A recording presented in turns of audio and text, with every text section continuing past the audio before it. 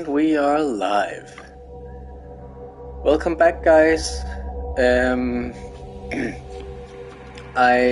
First of all,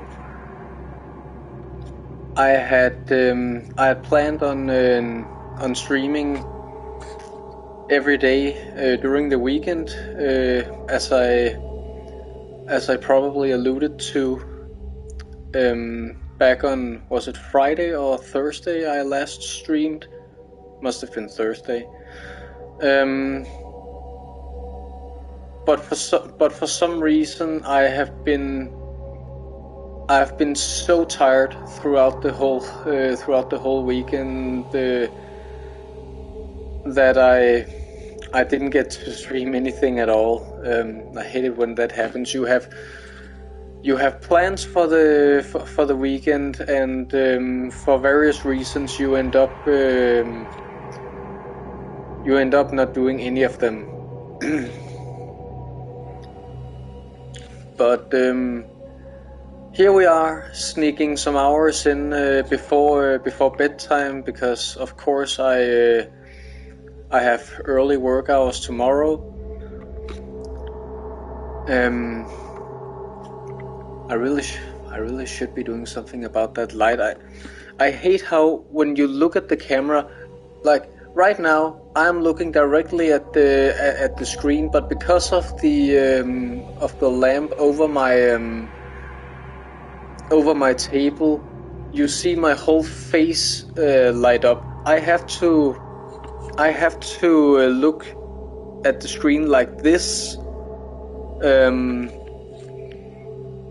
in order for my face to have a natural light. I mean, in general, my living room here where I'm sitting is in no way, but since I don't have a dedicated streaming room, I kinda have to make do with what I have. Besides, one can hope that you pay more attention to the game than to me.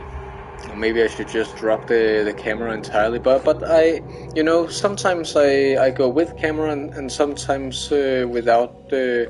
I guess for a horror game, I figured that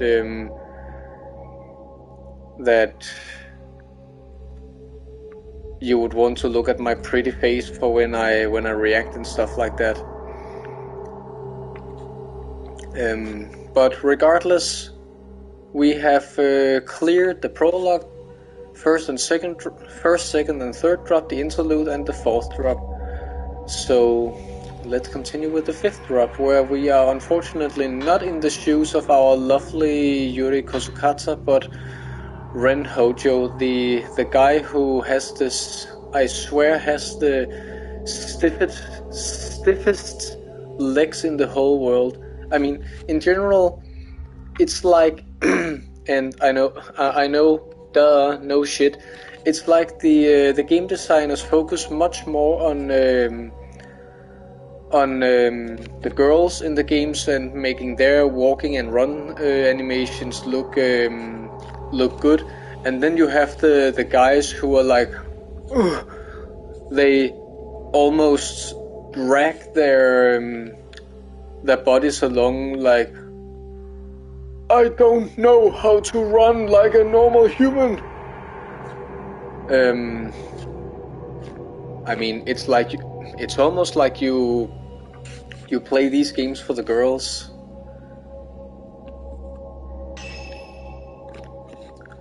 From the writings he found at Ichiro Manor, Ren learns of a folklorist who lived on Mount Hikami. Ren sets out to the unfathomable forest to see if the rumors of a disappearing house are true.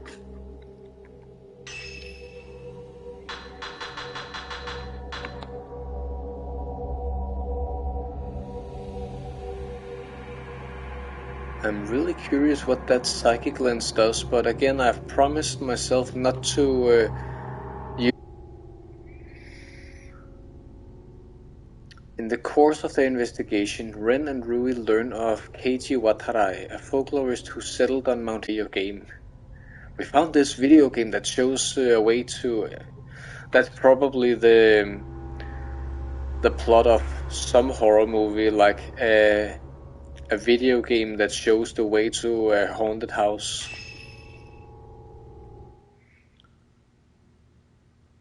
Original idea, do not steal.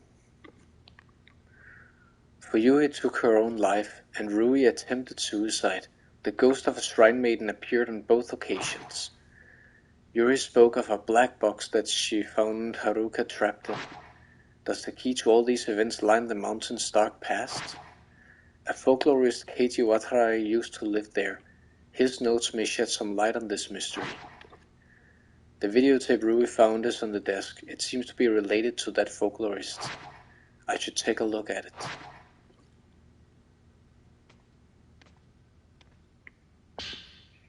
The Veiled House. VHS, so nostalgic.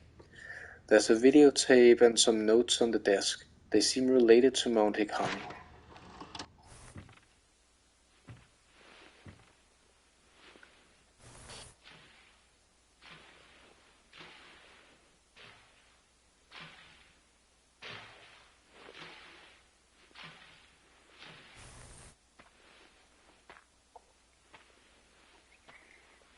I don't remember seeing this house here before.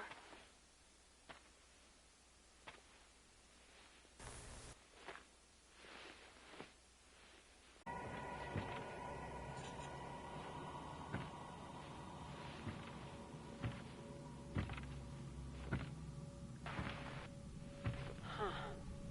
Doesn't look like anyone's lived here for a while.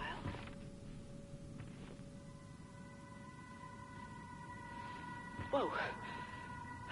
Part of the floor is missing.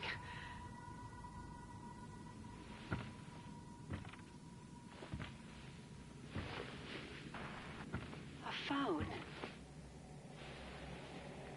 Oh! Let's just move on, shall we? I wish I had a haunted house near me that I could investigate. A box.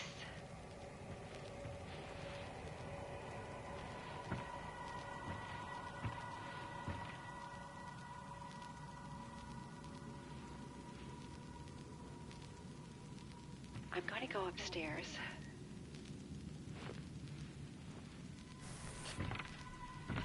I'm on the second floor now.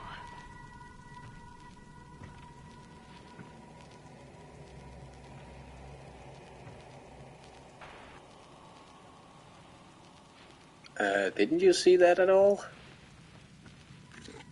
Didn't see the spooky zombie man standing in the alcove?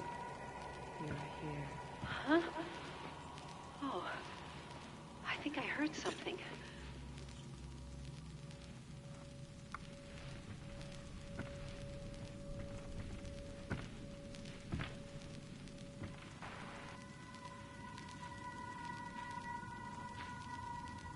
Wow. That's a lot of bucks. Huh. Nope. Can't understand a word. You're not Japanese?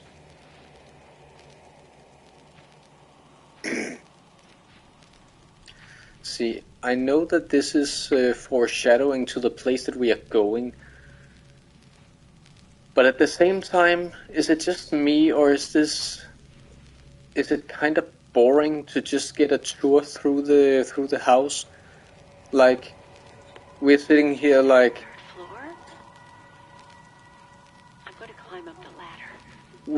as the player, we're sitting here like, can I please explore this place now instead of just getting a tour through it? Looks like it's the attic.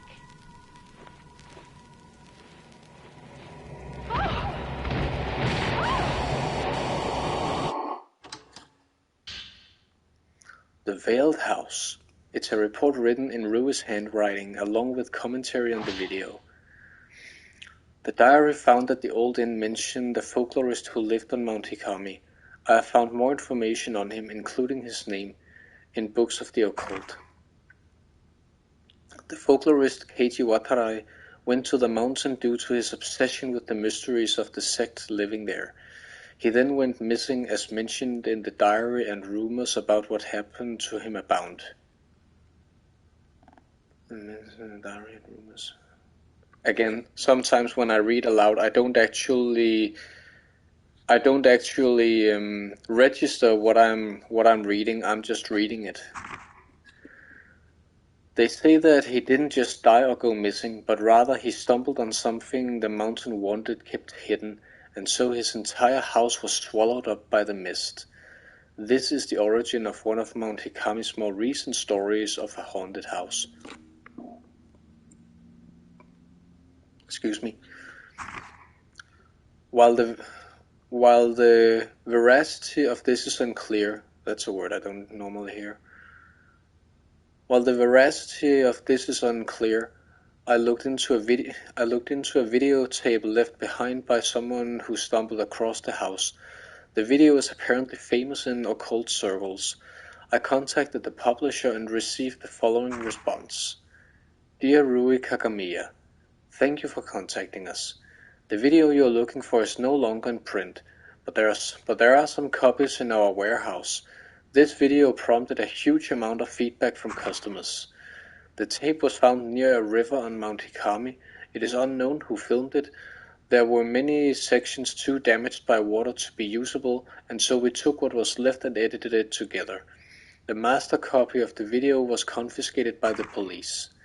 They conducted a search of the mountain, but were unable to find who shot the film or even the house's location. Now that entering the unfathomable forest is prohibited, oopsie, we kinda already did that a couple of times. We advise you not look into this on your own. Koji Kakimoto, Suigensha Film Division. I believe the building visible at the start of the video is the Shrine of Dolls. After that, we see what seems to be a cave, but it's hard to make anything out. From the large number of books seen in the house, it's likely that it really is the former home of Keiji Watarai.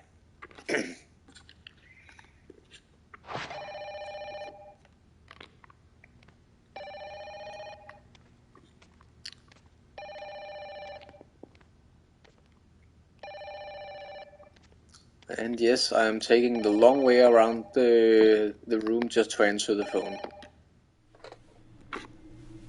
Ren speaking. Ren. Kazuya. I've been trying to get in touch with you. I was worried.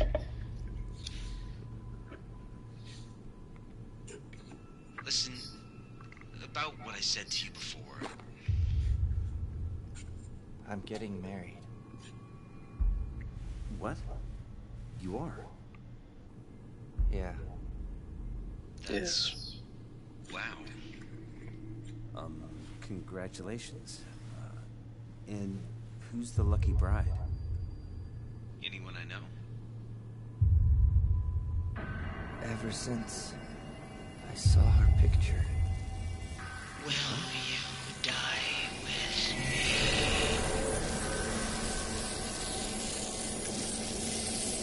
me? Not my type.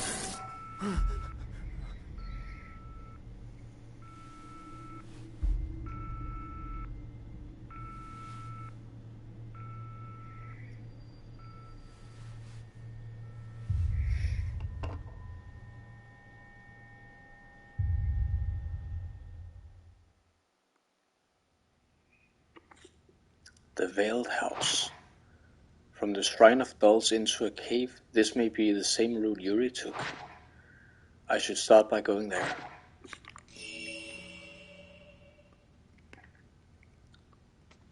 What is this? Rui's Journal 2. These look like notes of Rui's. Maybe she dropped them. I wonder if it's okay to read this. Apparently he assumes yes. Mr. Hojo often cries out in his sleep. He won't tell me much, but it seems like he has a recurring dream about a ceremony from his childhood. As a young boy, Mr. Hojo said he spent a summer with relatives at the base of Mount Kakiroi. He's mentioned playing in an old house and in a shrine on the mountain, and some kind of festival he went to. Mr. Hojo doesn't talk about his past much, so what he has told me I remember clearly. Is he dreaming of that ceremony? I went to festivals as a child, but all I remember is having a good time. It doesn't sound like the festival Mr. Hojo dreams about is any fun. He often cries, "Don't look at me," in his sleep. He's always had a hard time with people staring at him. He especially dislikes it when women look at him for too long. He won't even look Miss Kurosawa or Miss Kosukata in the eye sometimes. He doesn't have that issue with me, though. Are the women he's dreaming about really that frightening? I think you're missing the point here.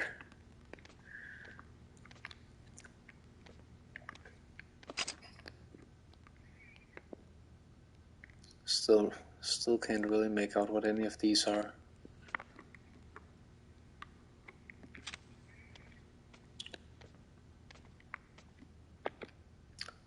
Maybe I'll also find out some more about that post-mortem photograph.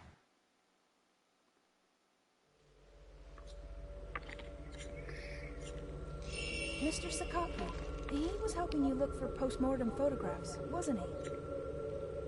He went missing. I'm just glad to know he's still alive. And so we start right at the dollhouse instead of at the foot of the mountain. As if the game is telling us, that's where you need to go. Ren, aren't we going to search the Shrine of Dolls? Oh, okay. I was trying to... Can I even see it from here? I was trying to scour the forest for items in order to get a better score, but I guess the game won't let us. I mean, you're free to disagree, but you have this mountain, this huge forest that the game is set in, and the game consequently railroads you into where you need to go. How cool would it be if you have this story centered around these locations at this mountain, but other than, like, of course you have to go to this shrine at a specific time, or you have to enter this house now to progress the story, but other than that, how cool would it be if it was open world? I know many of you, myself included, that at some points are tired of everything being open world, but you have a mountain and a forest. Why not make it open world and let the player decide where they want to explore, when they want to explore?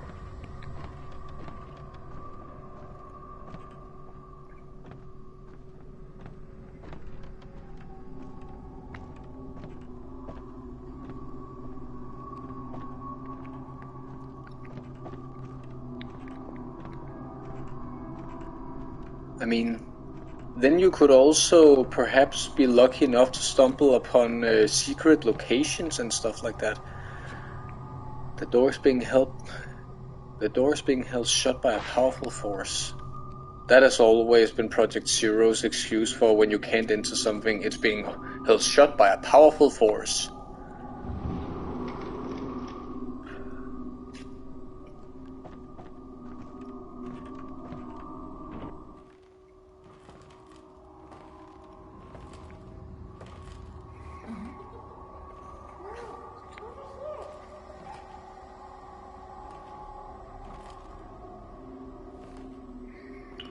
Once again, she's being... well, I don't know if she's being hypnotized, but her curiosity gets the better of her, I guess.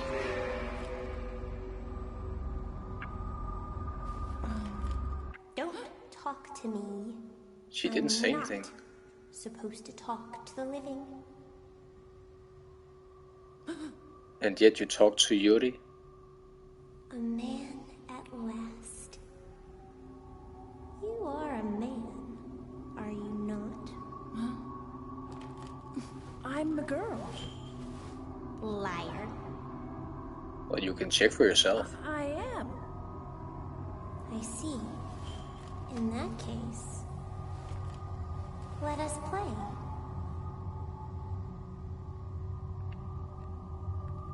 This is an effigy of you.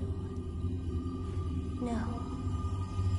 I'll make you into an effigy.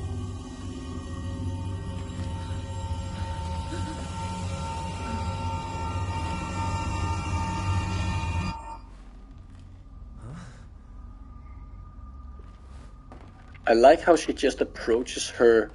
I wonder what it would look like from Rui's perspective, being turned into an effigy. Playtime.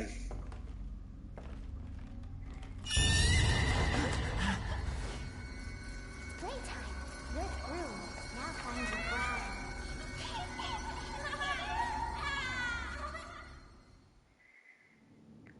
What was that? Rui, where did you go? Where did you come from? Where did you go? Where did you come from, Cotton Eye Joe? A number of dolls are lined up on the illuminated doll stand.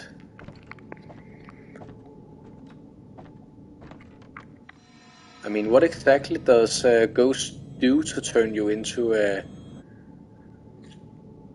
effigy? There are stairs leading on the ground below the doll display. I might be able to reach this womb cavern through there, but first I have to find Rui.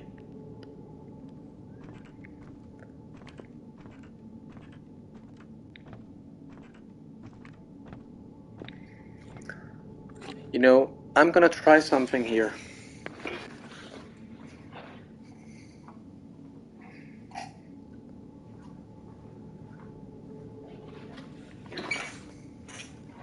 Okay.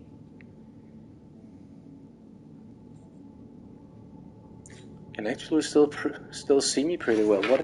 What if I turn off the other light?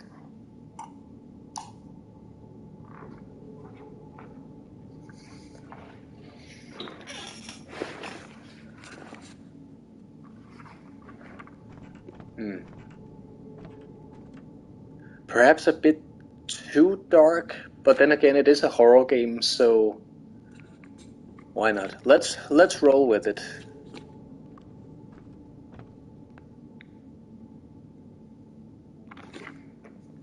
And then I'll...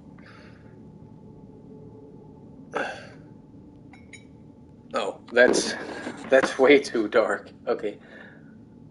I'll have to keep my my computer monitor up so that you can at least see me. It's just that with my TV and the computer being my only two light sources right now, the computer kinda shines in my eyes, but I guess I'll have to live with it.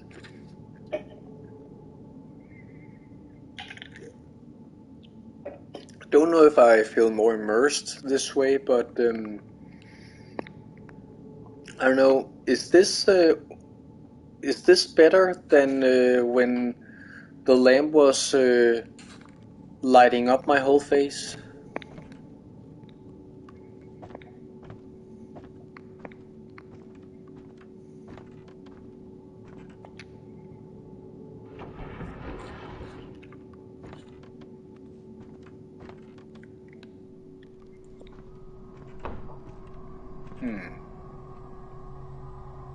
Should we go downstairs or...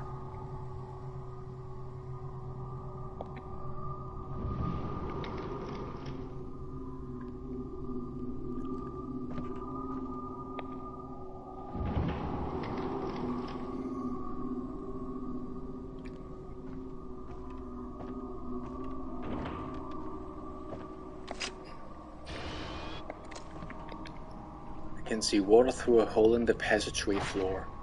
Some of the dolls are missing from the shelf. They must have been washed away.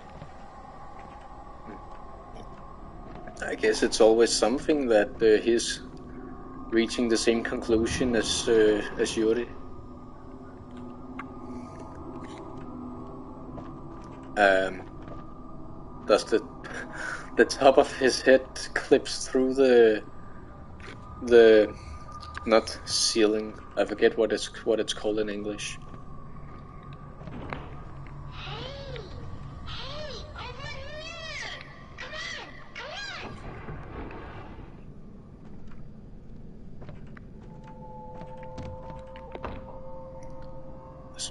A number of small dolls are set on the doll stand. Many of them have been damaged.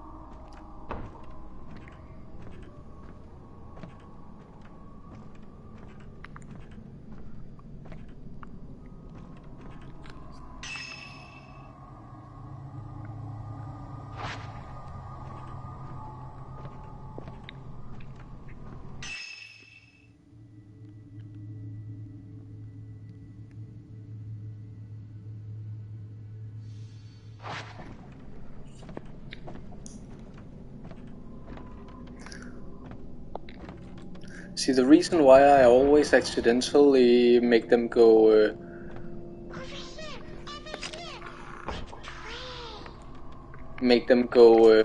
backwards is because I want to turn them around and turn the camera at the same time, but as you can see, that just makes the character go backwards.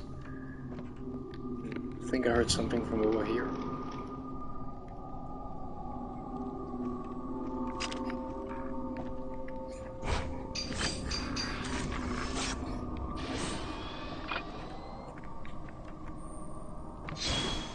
She didn't even attack me.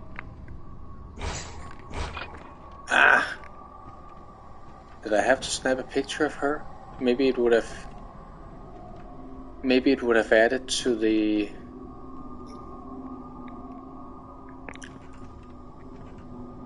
catalog or whatever.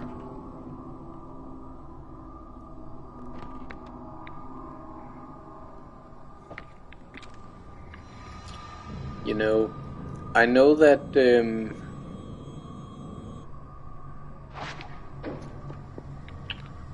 we are getting a remaster of Project 04 sometime next year, meaning that the series, although it's just a remaster, meaning that the series isn't all dead. It's a doll about the size of a child. But I still wish that we would get a new game in this series. A new game that tries something the series hasn't done before. Like, and I know it's not an original idea, but because other horror games have tried it before, like White Day, a labyrinth named School. That's a Korean game, admittedly, but I'm not talking specific countries here. Just oh, there you are. Rui! You really came for me. You all right? Yes. Rui seems to be okay. I have to find the way to the Veiled House. Yuri said there's an entrance to a cave below the doll display in the front shrine. I know where it is, thank you. No, but in Labyrinth at no, White Day, a labyrinth named School.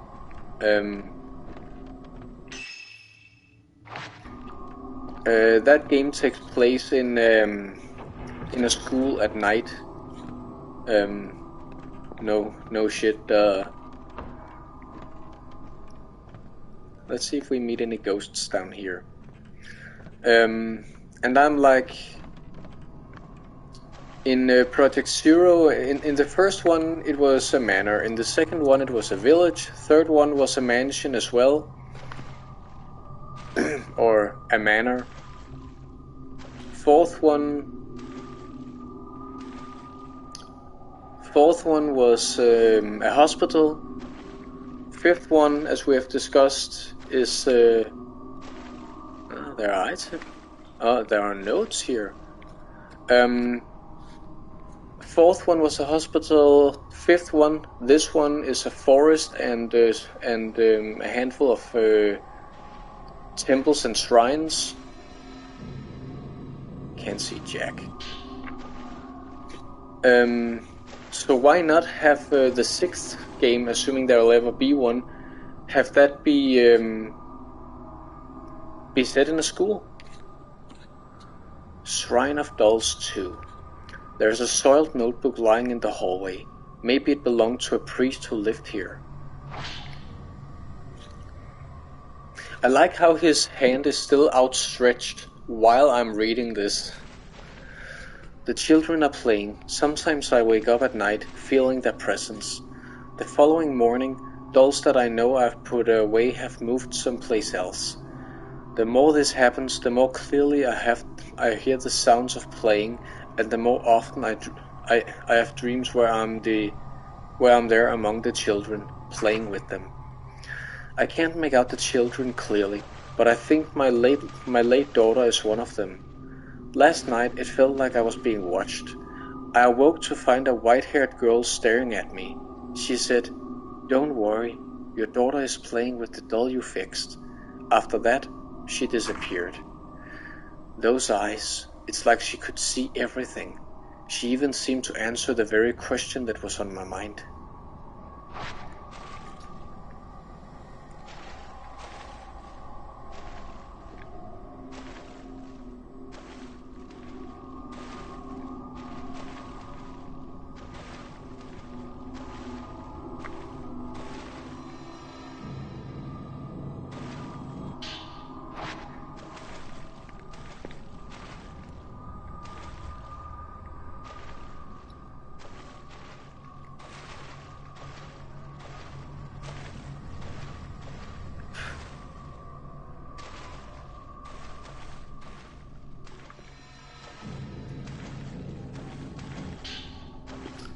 Zero film.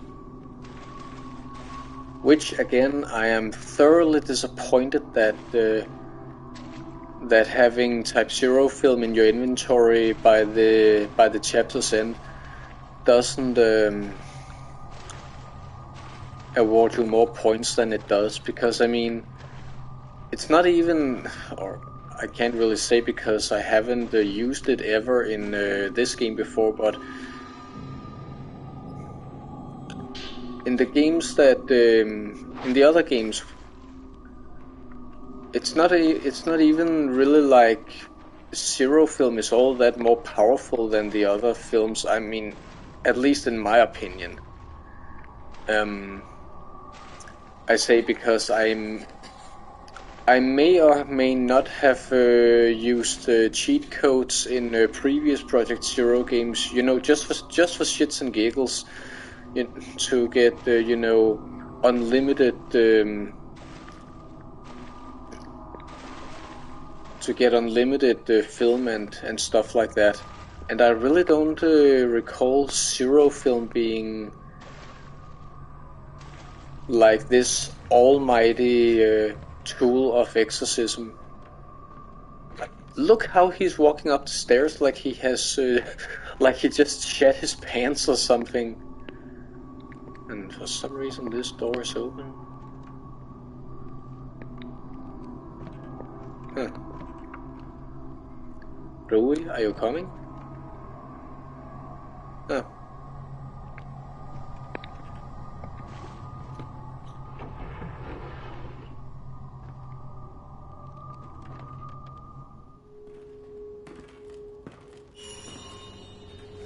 You again.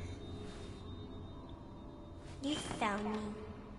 I wasn't looking. You're the girl.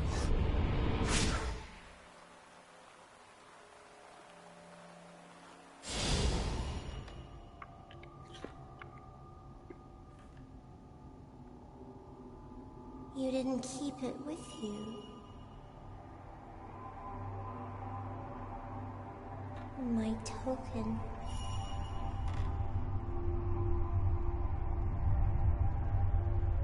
Did you lose it? But our promise.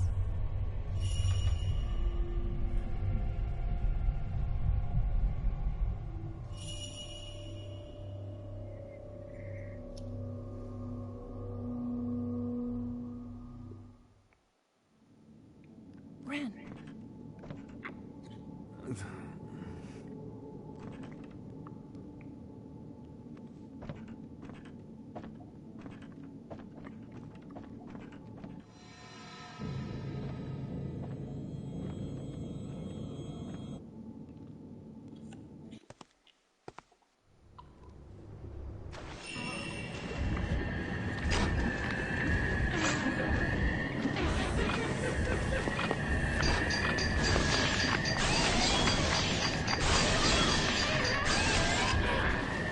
About time we got some action. Thanks.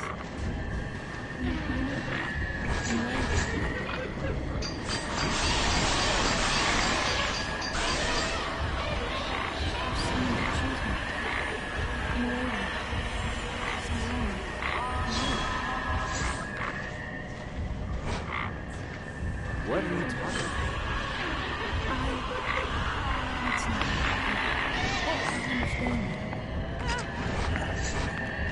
I don't understand it at all. The girl. She's been waiting too.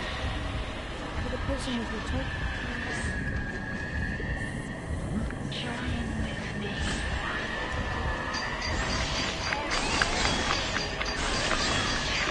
I love characters talking during a fight.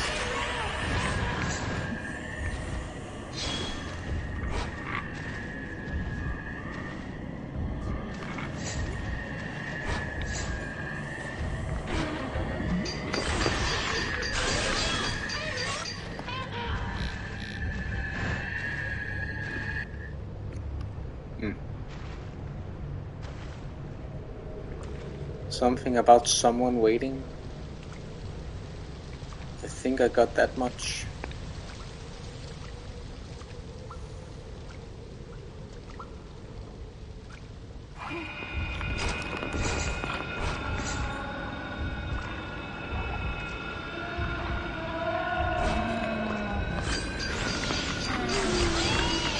Fatal frame feet.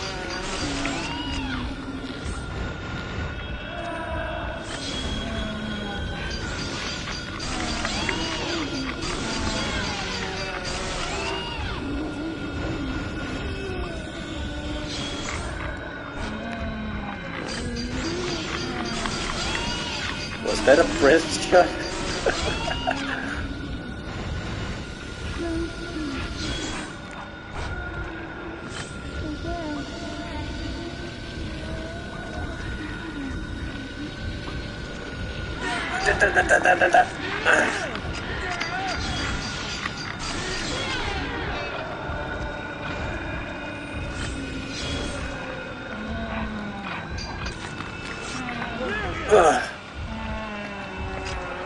Would you?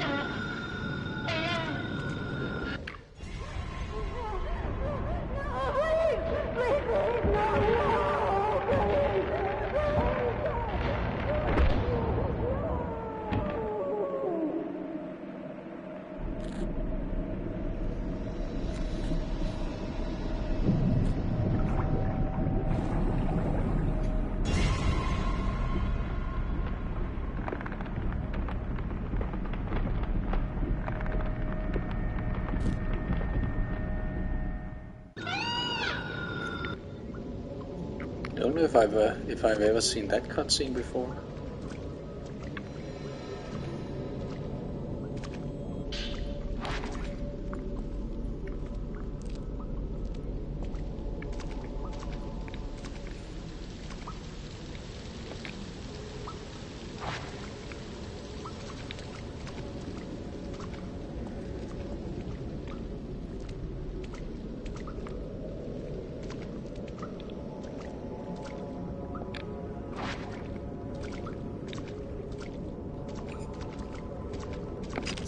Am I the only one thinking this looks like a person?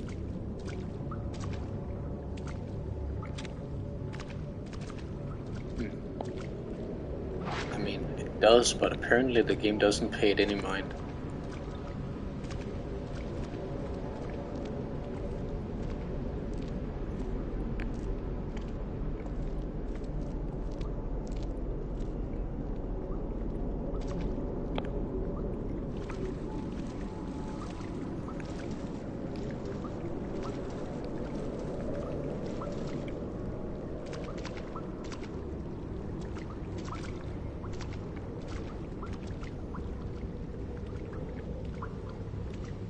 Finely decorated black wooden box. The lid is shut and I can't get it open.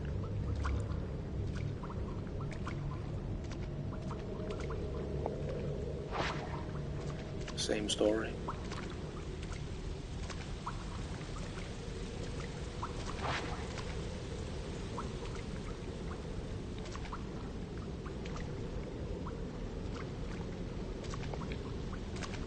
There's a partially open box submerged in the water. It looks like it's filled with dark water.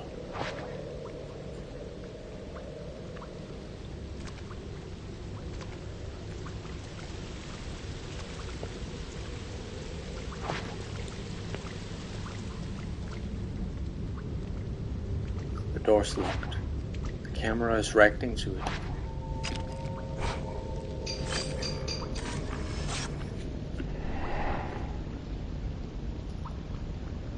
Of course, we aren't getting out of here without a fight.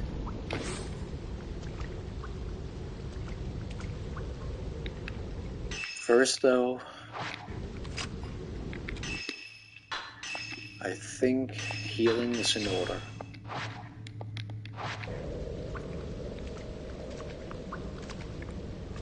What box was it? Is it this one?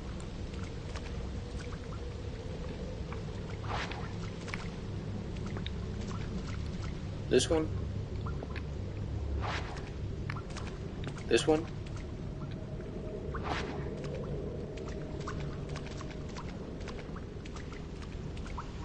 This one?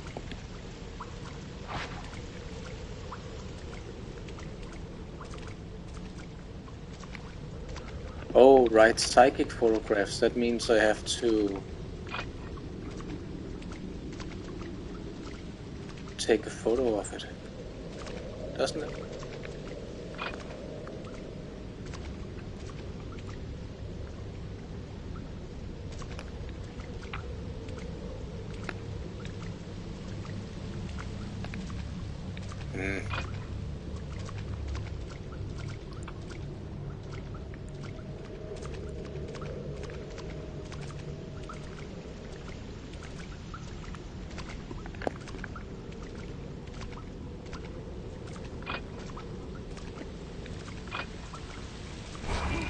Oh, shit. Got me good there.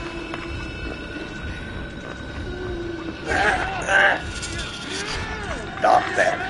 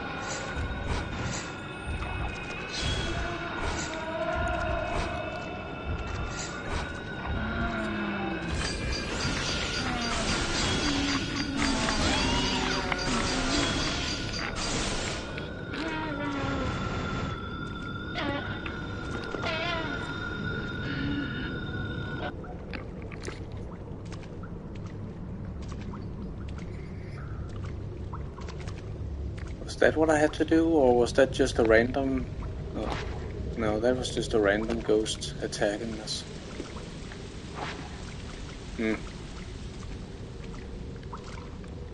Let me...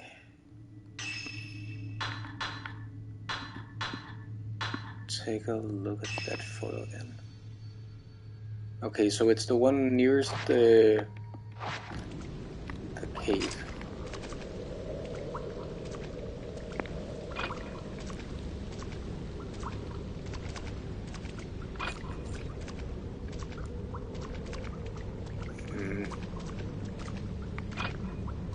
Am I doing something completely wrong here?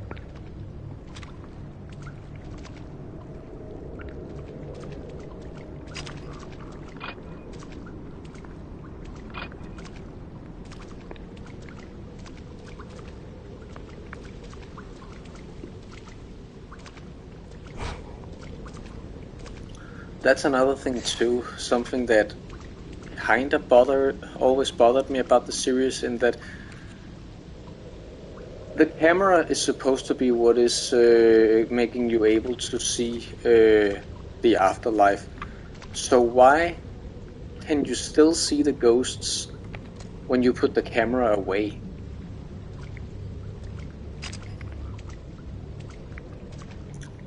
Just asking.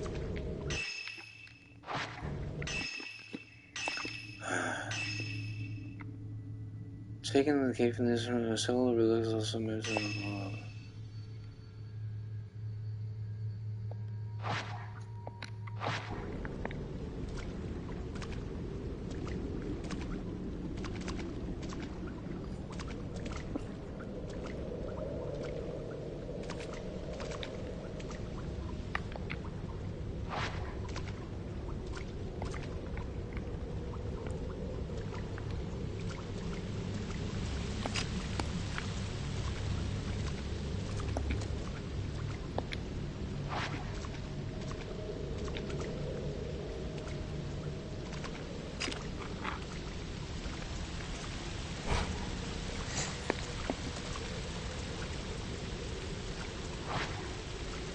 Ah, there we go.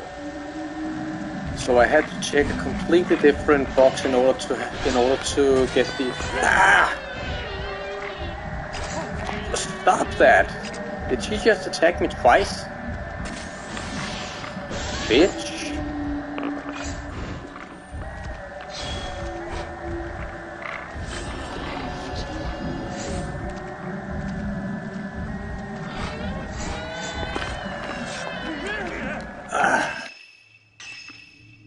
Do I really have to use a... Nah.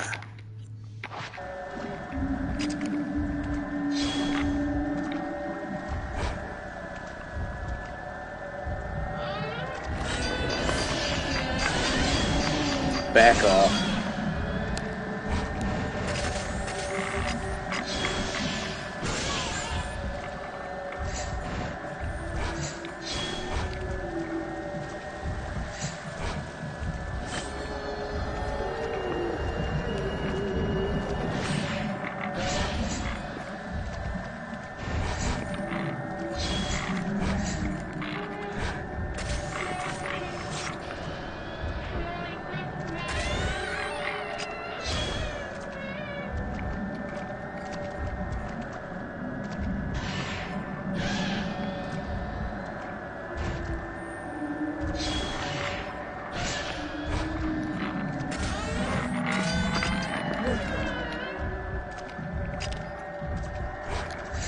Asshole.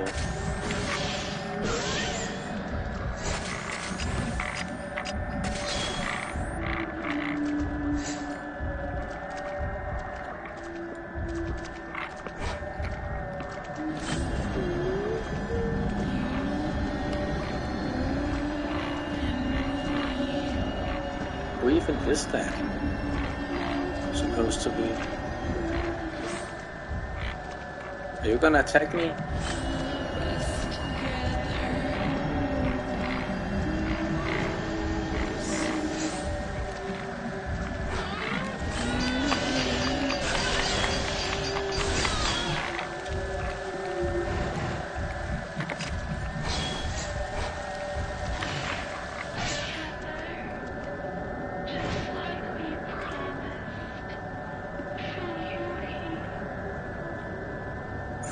Yuri, it said.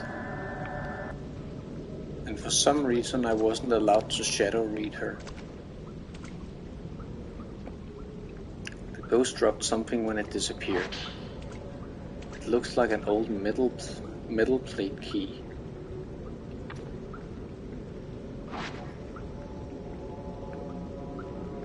Really? That's less than 3 meters away from where I'm standing. And you really think I can't figure that out myself? Was that Haruka? Did she come out of this box? Yuri said she found her in a black box. Is there someone in each of these? So it was Haruka's ghost. Wait a minute. Again, I don't remember the story exactly, but in the last chapter, Yuri rescued Haruka and brought her back to the antiques shop, but then she disappeared again, and Yuri saw on the surveillance cameras that Ryuhi's ghost came to take Haruka with her back to the mountain, and I don't recall if we ever see Haruka again after that. Oh shit! Okay. So just standing around apparently can also trigger... Ah! Just standing around can trigger ghosts.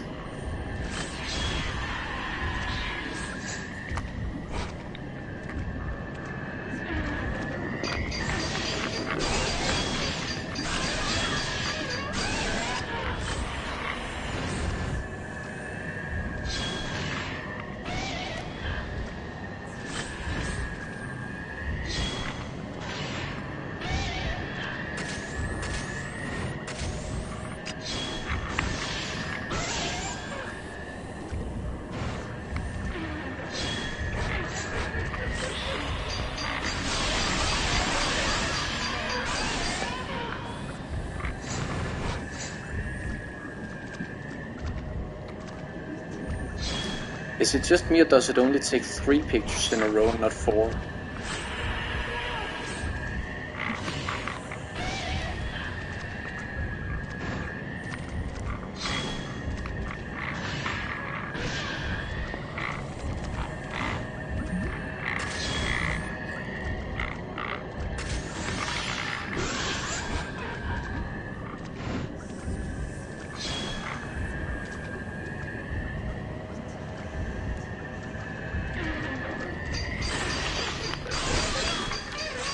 Not gonna get me.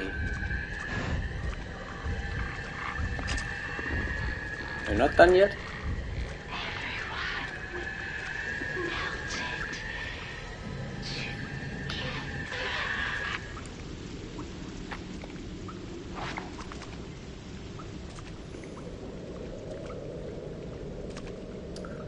Now let's move on.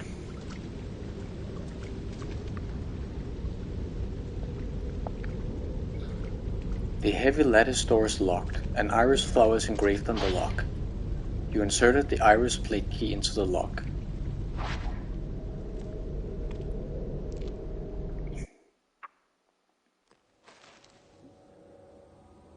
Ren. It's the veiled house.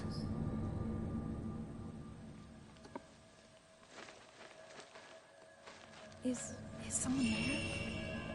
Let's go in. Yeah, let's just go into the haunted house.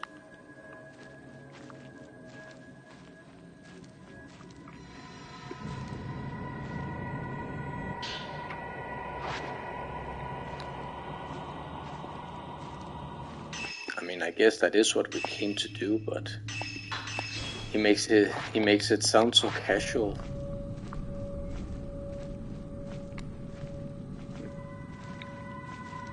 Seems like that was the only thing. Can we go back?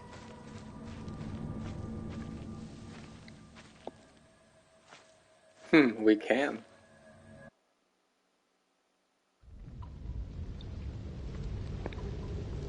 Ren is like, fuck this shit, I'm out. Nah.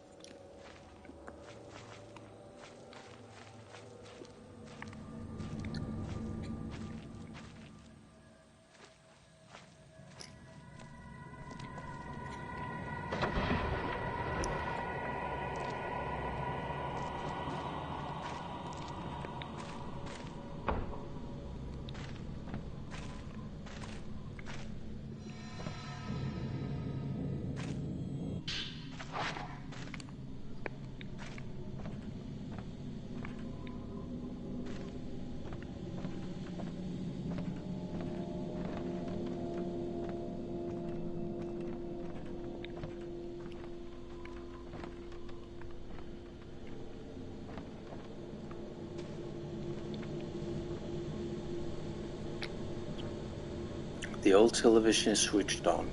The screen is blurred with static. I can't make anything out.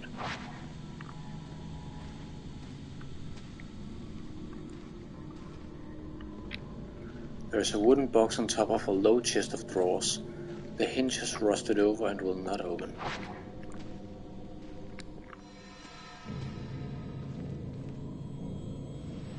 I like how he clearly isn't holding the handles.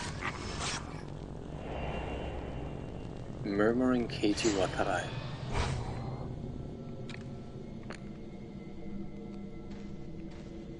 Okay, so the king clearly wants us to go that way. Doors being held shut. Right.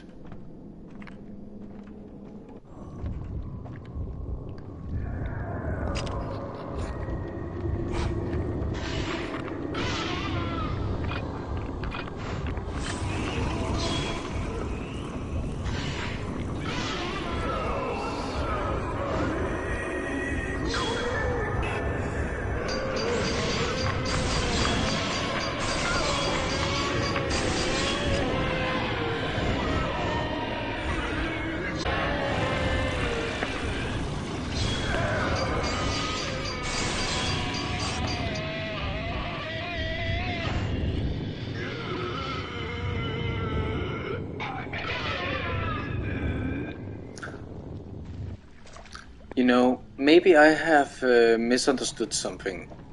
I mean, you do get points for all the items you have in your possession, but you also get points for taking pictures of ghosts, and maybe it isn't actually to your advantage to only use old film and preserve all of your other film. Maybe in order to get S+, you have to sometimes use the stronger film so that you get more points on the ghosts. I'll have to read up on that. Like maybe there is something online about hints and tips on getting S+. I mean, I have gotten S+ before, so I can do it, but I'm just stunned that I haven't got any yet. There was an old folklorist's note 1. There was an old notebook lying on the shelf. It's written in very elegant handwriting. There is a peculiar custom in this country. It varies from region to region, but the root is the same. It is mysterious, yet somehow beautiful. In order to understand it, I traveled across the country before settling on this mountain. The beauty of the morning dew, the palpable heartbreak of the sun setting behind the mountain, and the grave and solemn night that envelops it. On the mountain, water itself is revered. But why? To try and understand this, I have made this mountain my home.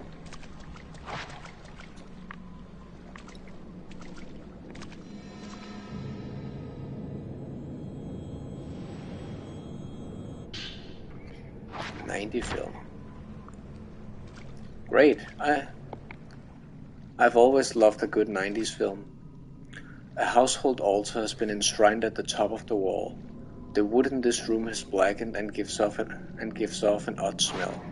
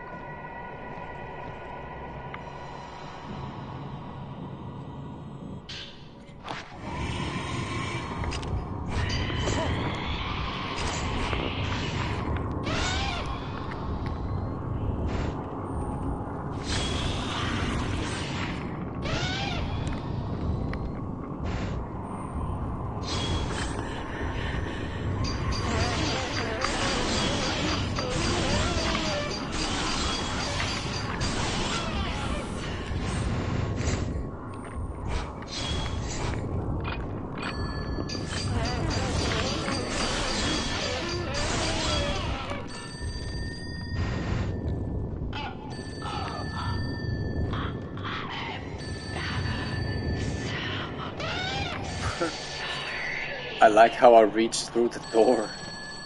Yes. Ren, you're too late. I'm already. Did we even know that guy?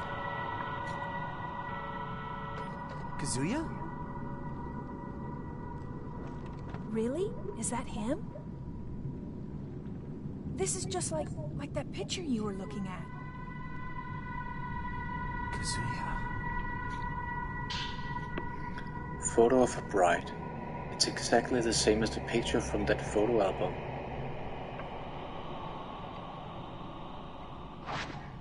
Did Kazuya come here because of it too? Keiji Watarai heading inside.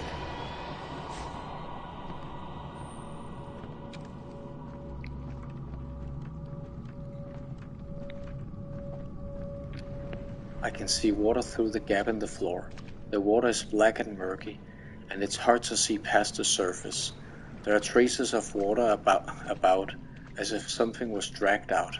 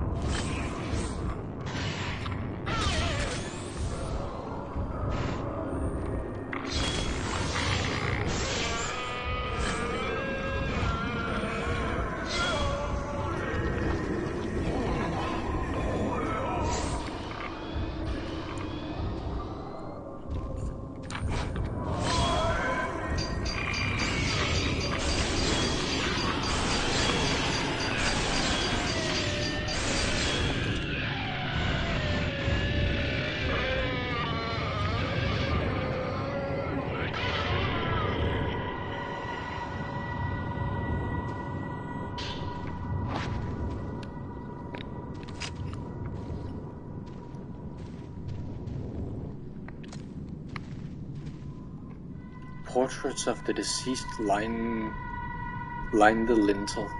The dampness has blackened the photos, making it hard to make out the faces.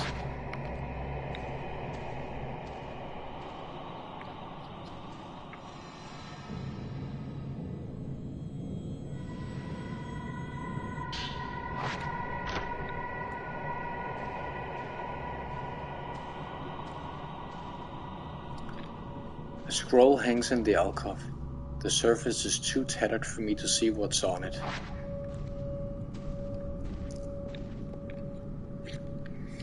There are 2 memorial tablets and a Buddha statue on the altar.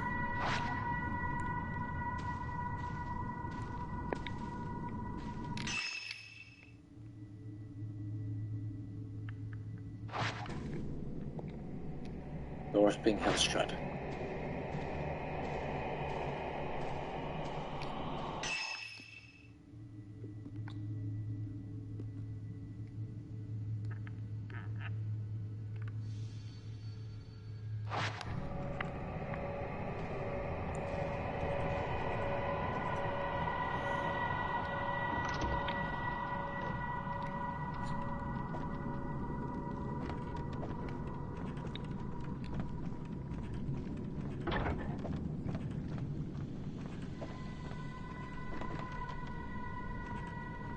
Just like that video. Yeah.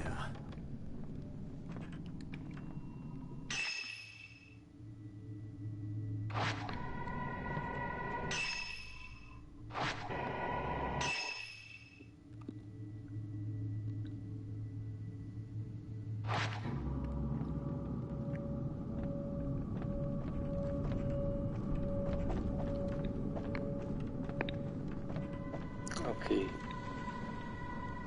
I'm gonna chase that ghost first. See where that leads me.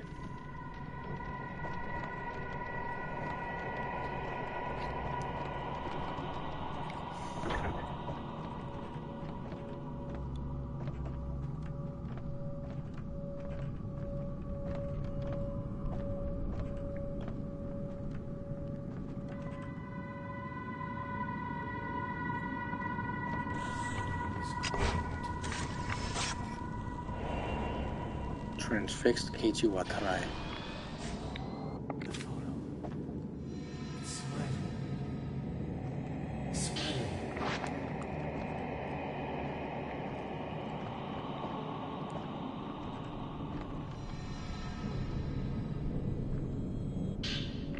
Folklorist Notes 3. There was an old notebook on the bookshelf. It seemed to be about postmortem photography. Postmortem photography made its way over from the West along with the spread of the camera. When photography was still rare, images of the deceased helped the surviving family members deal with their grief. The postmortem photographs that still exist in Japan use the same methodology as their Western counterparts, but the significance seems to differ.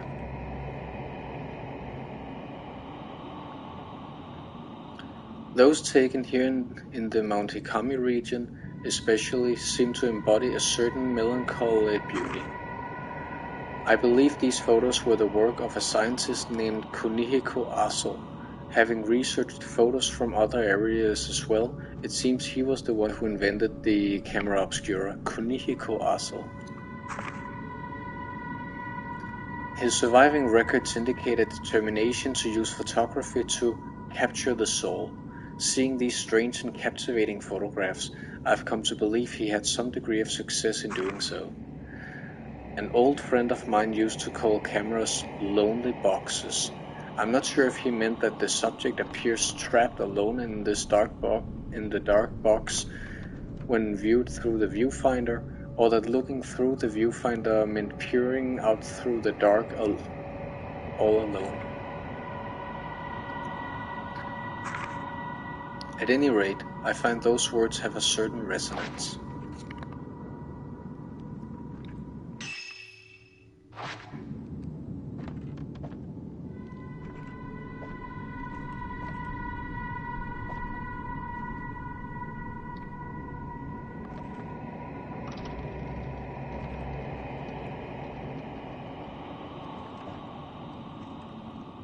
Nah. On second thought, I'm gonna explore that other area first.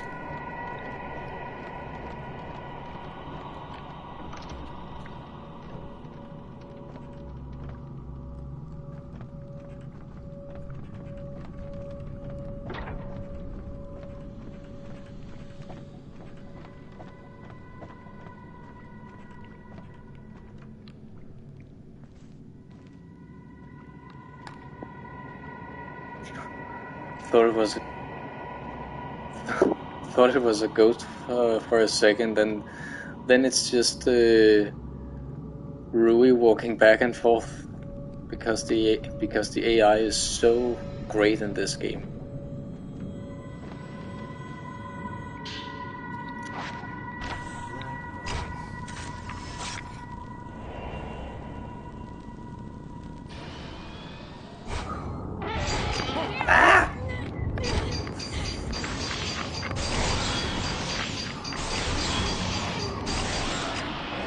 Fuck you.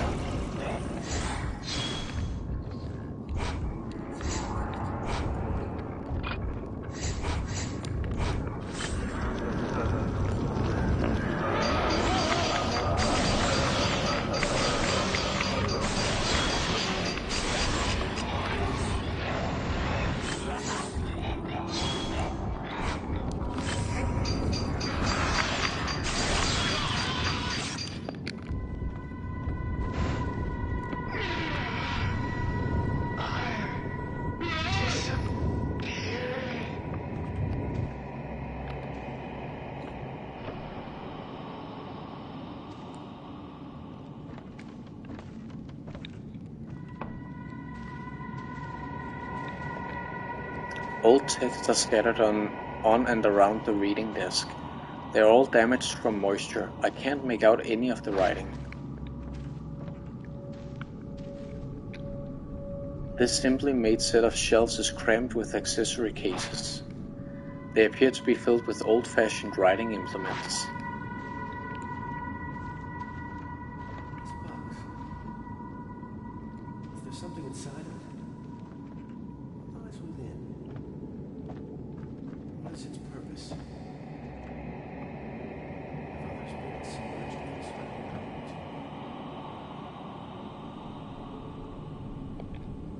There's a pile of old texts at the end of the hallway. The pages are stuck together with moisture. I can't open them.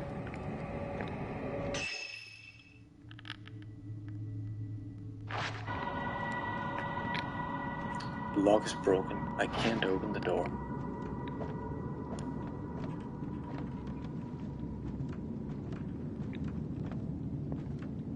So we have to go.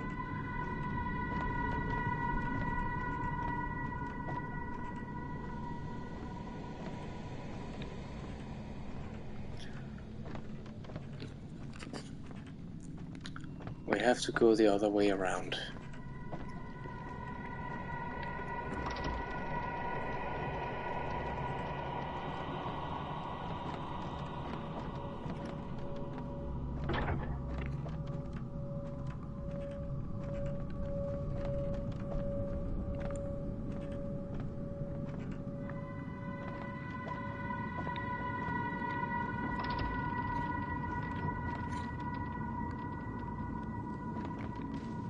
Picture. From the moment I let her draw me in, the union was already complete.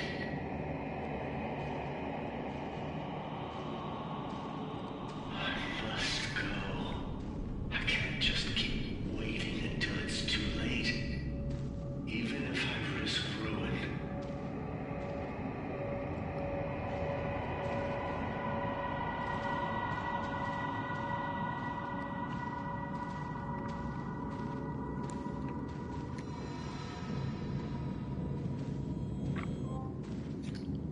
Vengeance Evader.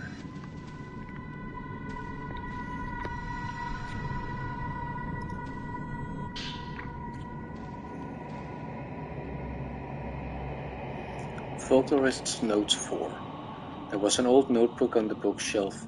It seems to be about death on the mountain. The waters of this mountain are beautiful. A large volume of water flows from a lake at the summit, becoming rivers and waterfalls and enveloping the mountain in mist. Water covers everything. It is the source of this mountain's beauty, as well as its sense of mystery. According to local tradition, Mount Hikami is where one could die a proper death. It has long been considered a spiritual spot and the subject of much worship, making it a righteous destination for those seeking death.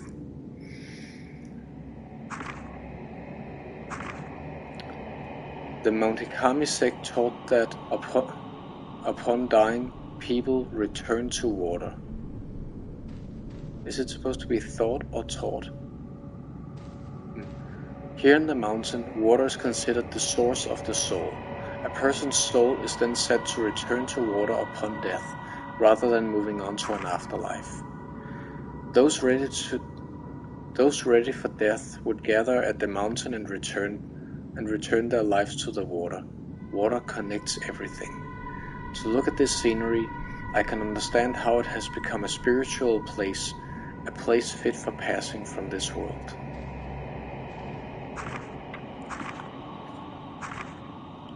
I'm glad I came here. The people in this mountain have a yearning for death. That is to say, they have a yearning for water and a yearning for nature.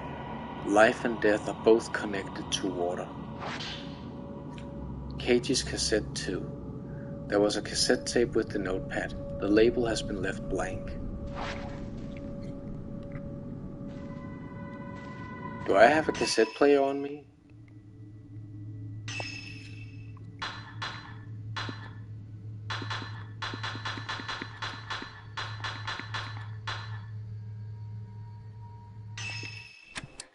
I guess so. Shrine maidens use the water as a conduit between the living and the dead.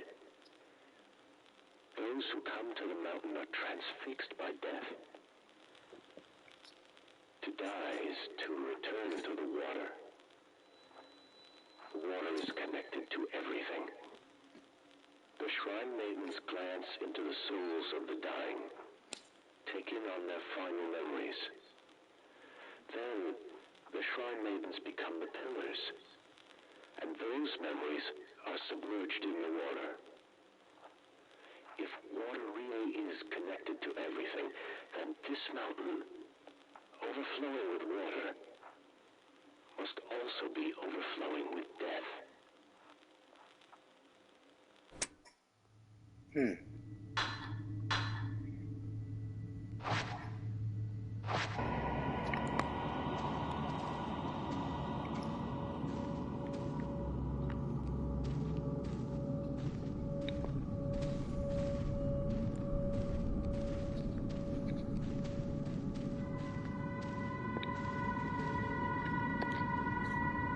The bookshelves in this room are packed with countless books. It must have been an archive. The row of bookshelves is packed with old texts in tiny boxes. The moisture has made the pages stick together so I can't read inside. The spines bear titles such as Human Sacrifice, Boxes, and The Netherworld.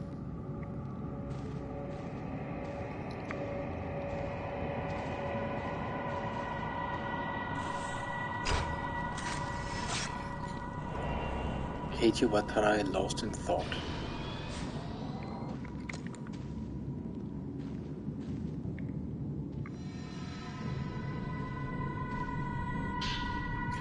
Folklorist's Notes 2.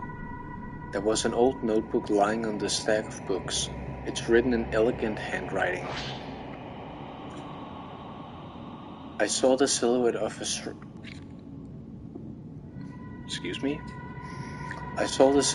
shrine maiden from within the mist that envelops the mountain. With great care, she made her way slowly up the mountain.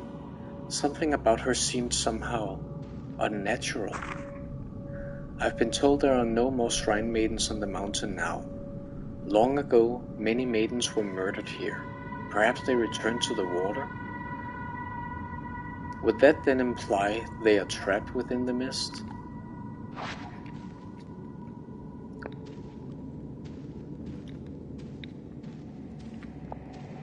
The bookshelf is piled with more books than it can hold. I can't make out any of the old writing they are written in. Some investigator you are. The broken window overlooks the forest outside. That must be the cable car I can see above the trees.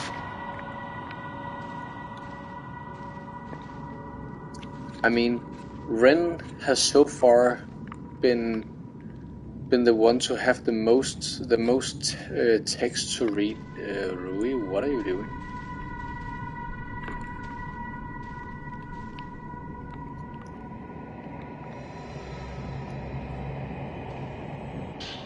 It's like he's the one who gets all of the notes, and Yuri is the one who goes out investigating, adventuring, and finding people. Folklorist's Notes 5. The notebook on this desk has no dust on it. It's as if someone was just writing in it. It is said that human sacrifice was once practiced throughout this region.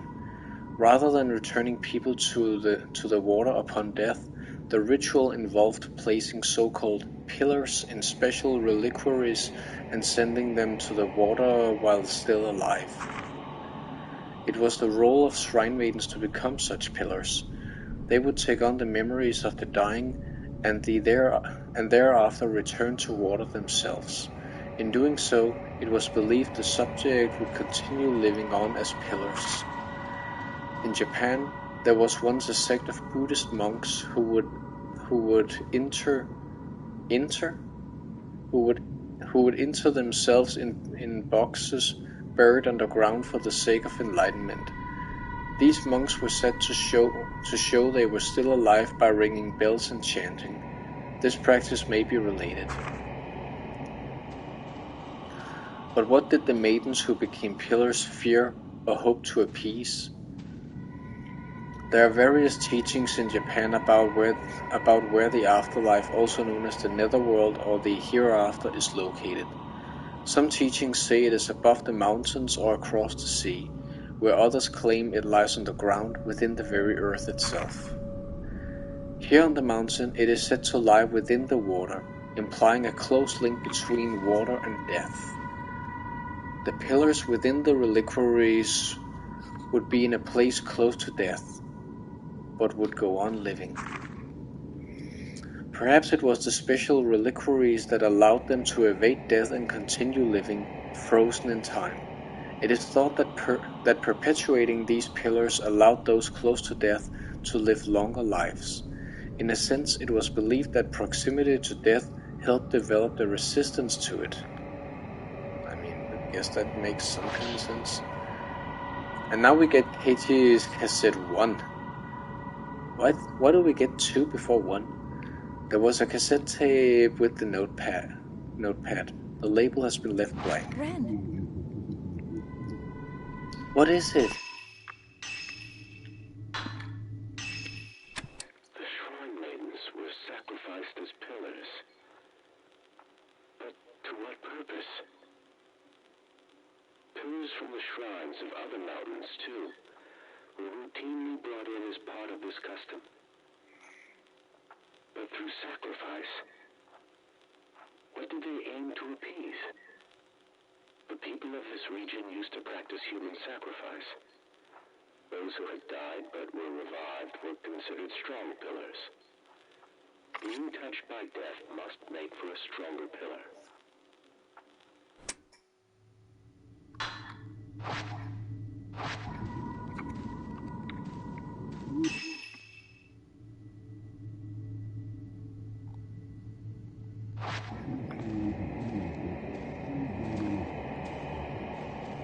Can I open this door now?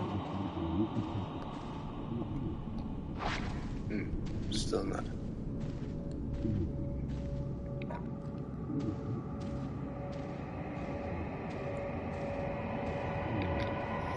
The bookshelf is packed with books, scrolls, and wooden boxes. The books are stuck together with moisture and are unreadable.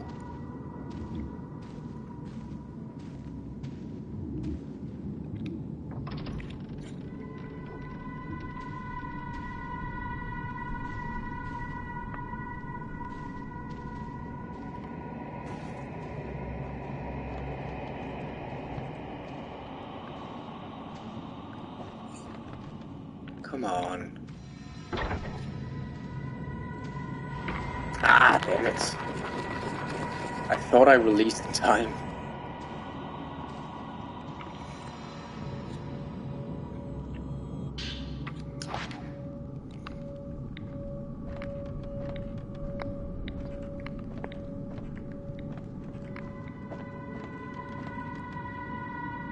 The ladder leads up to the attic, just like in the last part of the video.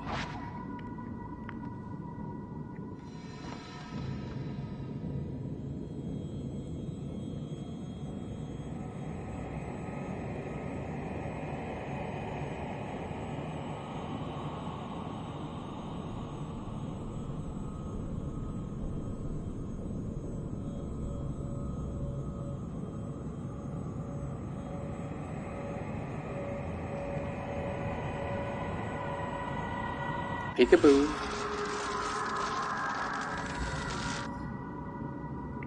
What the? The ghost left the notebook behind when it disappeared?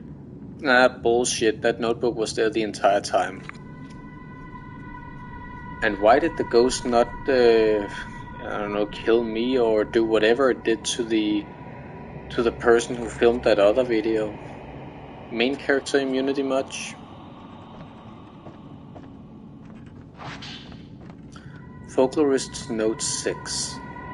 This looks like a notebook of the folklorists. Could that ghost just now have been... Mount Hikami seems to have been both revered and feared as a mountain of death, where only those prepared to die may enter, and those who visited were never allowed to leave. Visitors to the mountain had to pass through the shrine grove at the foot of the mountain, where shrine maidens kept strict watch in allowing only the qualified, that is, the dying, to enter.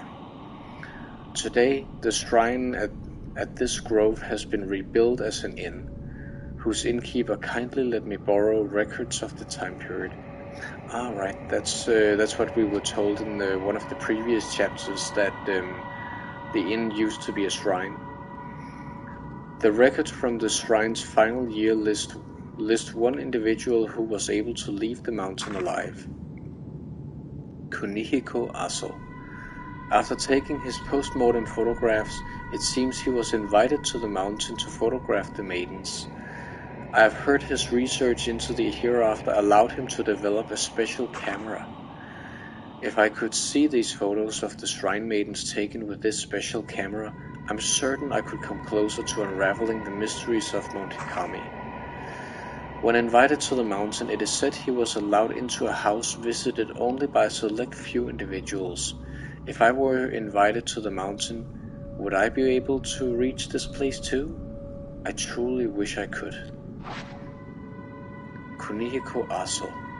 Was Dr. Aso somehow involved in this? Mist is pouring into the room. That's not a good sign. I should get out of here.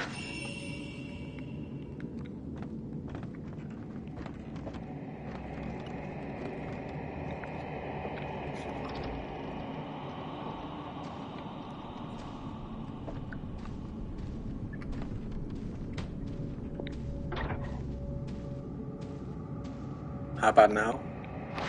Still locked. Fine, we'll go the long way around.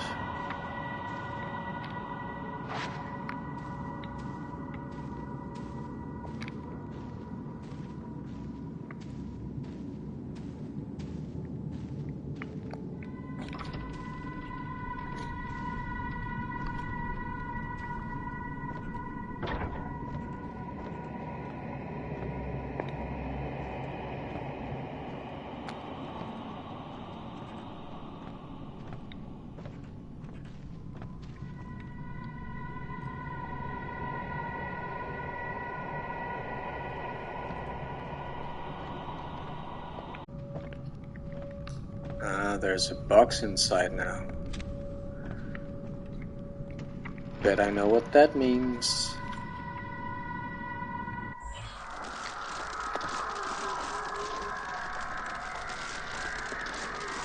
Is that the guy on the phone who was on the phone?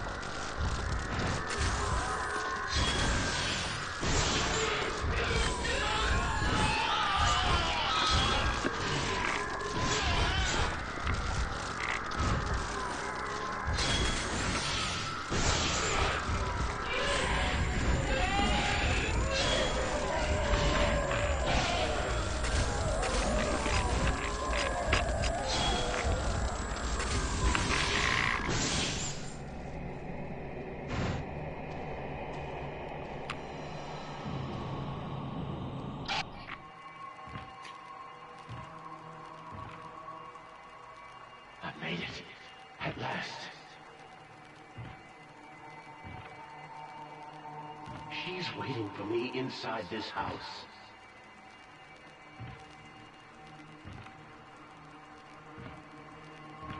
I must hurry.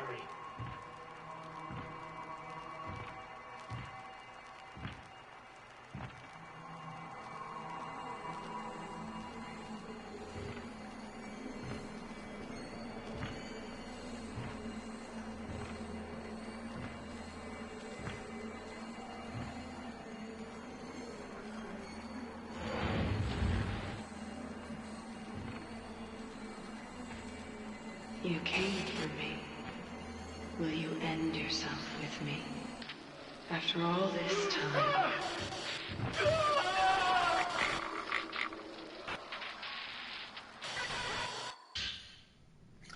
Folklorist's Note 7. There's a note lying where that ghost was.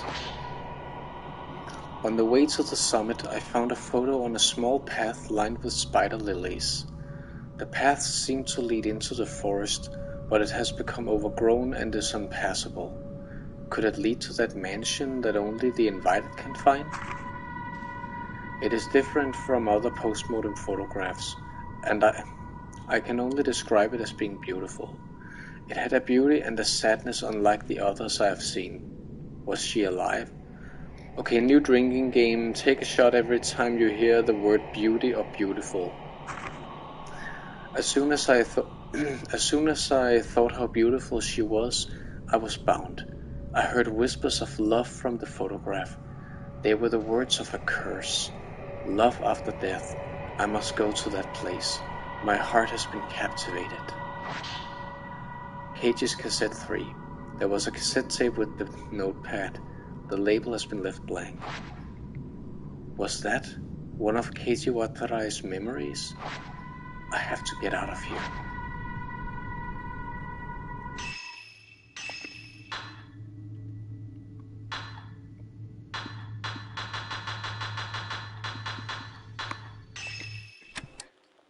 There is a ceremony to bind doomed men with the Shrine Maidens, to keep them secure once they have become pillars. Ghost marriage. A man's fate is sealed once he recognizes a Shrine Maiden's beauty. Whispers of love come from the photographs. They are a curse. The words are a curse. And yet, my heart is drawn to one word they utter. Suicide.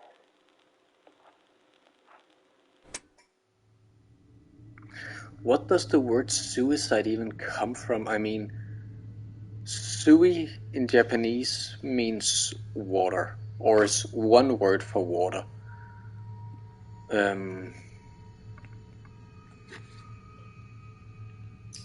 Actually,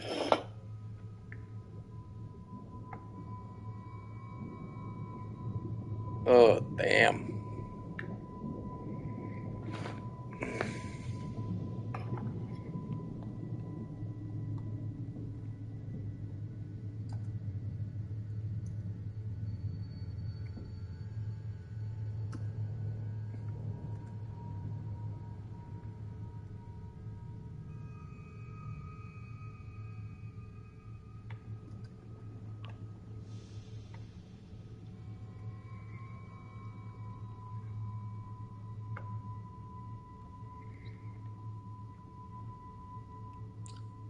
Suicide, derived from Latin suicidium, is the act of taking one's own life. I mean, obviously.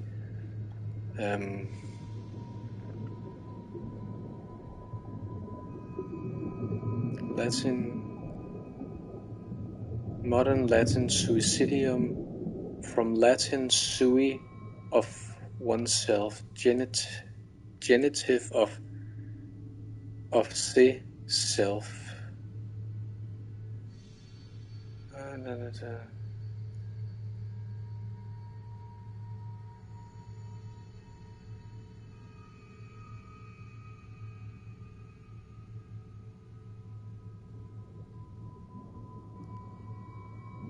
The word suicide breaks down into the Latin words sui and saedere.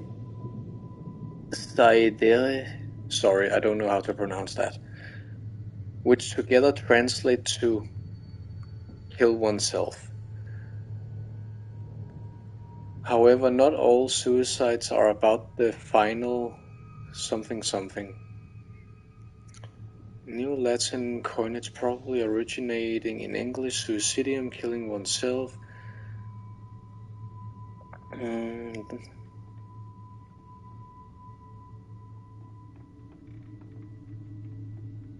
Latin suicidium, formed by combining the classical Latin sui.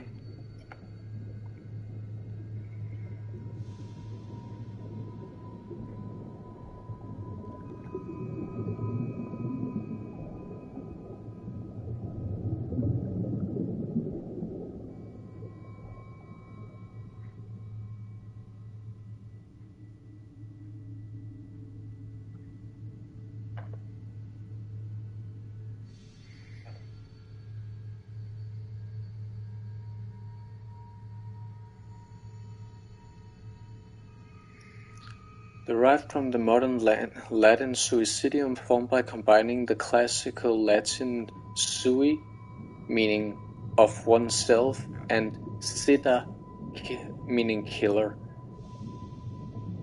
Previously in classical Latin, suicide was referred to as a mors voluntaria, or voluntary death. So sui, meaning oneself, and sida, meaning killer. So not that far from vocabulary.com says the word breaks down into the Latin words sui and cadere, which together translates to So sui definitely means oneself, and cadere or kada or whatever the other side called it means to kill. Okay.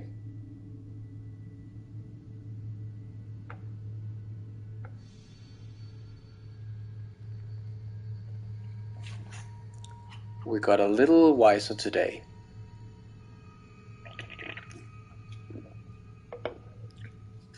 I mean, not to be morbid or anything, but I've always been the type where, I mean, it's not like every day I walk around and think, I wonder what the word suicide derives from. But when I play a game like this where the word is being brought up constantly, then of course I'm gonna sit down and ask myself, what does the word come from? And I'm that way with many words, and some people say, "Oh, you're just being a word cleaver." No, I'm being genuinely curious, and if you don't ask questions, you won't get answers, and you won't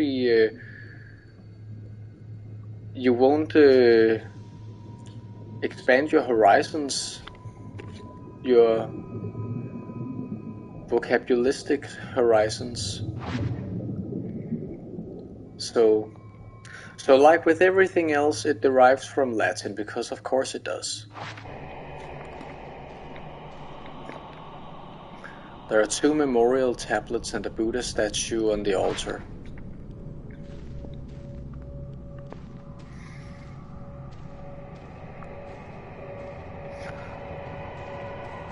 I'm almost surprised that Twitch doesn't flag me or anything for mentioning that word so many times.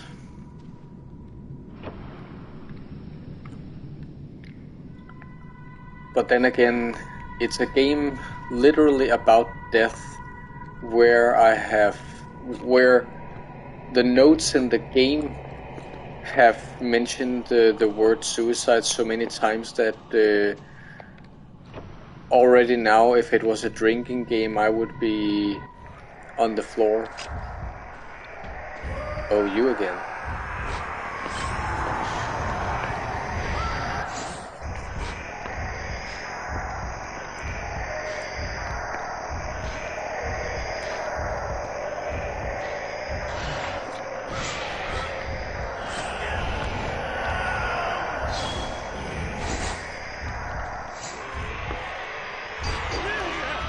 Damn it! That wasn't fair, I couldn't see the asshole. Okay, I'm gonna use a sacred water. Yeah, dodge, that's a bit late, don't you think?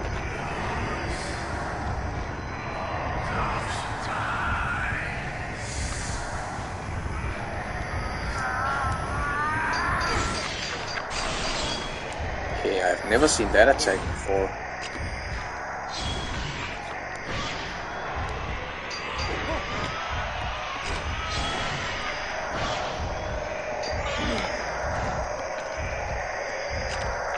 I've never had this bad luck with the guy. Would you stop fucking around?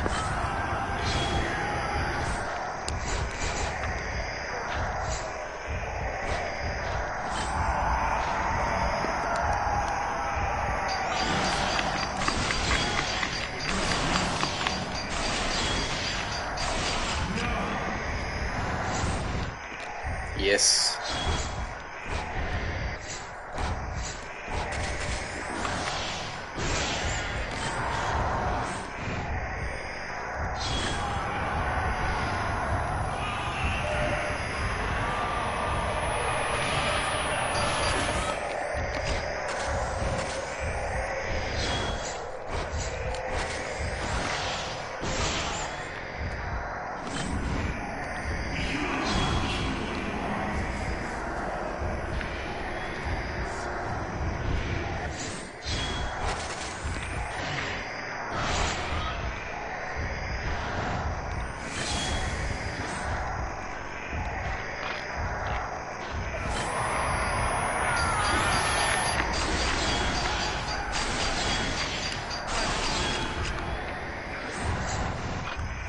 Did that damage him more?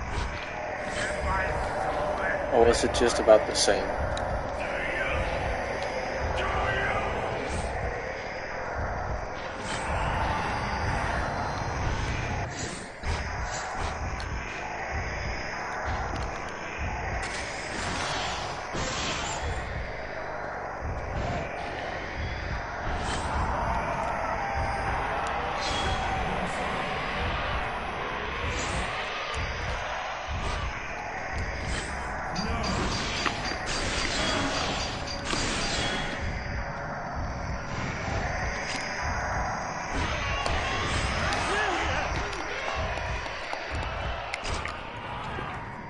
What the?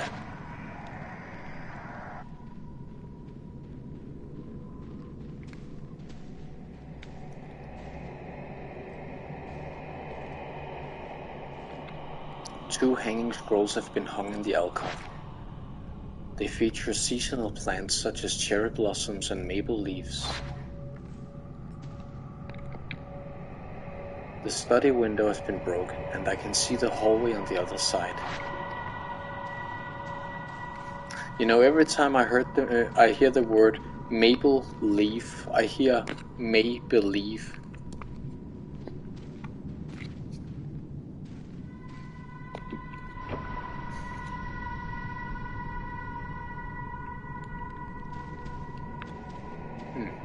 Nothing of interest, I guess.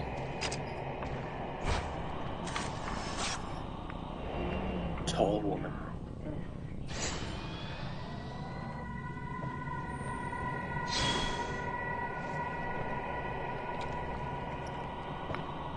That's a ghost who always shows up here.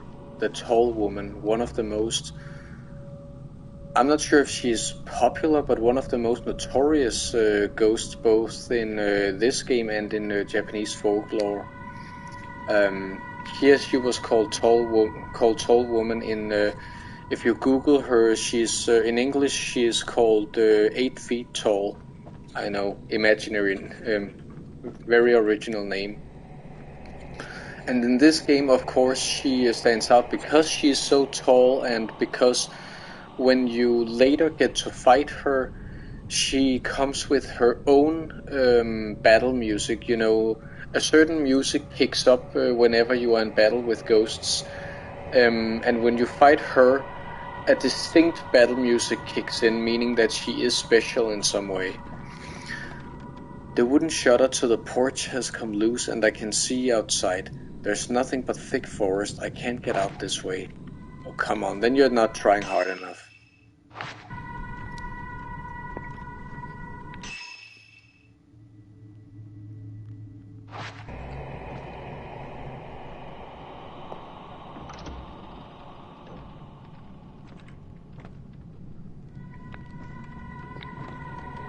Let's see what's this way first.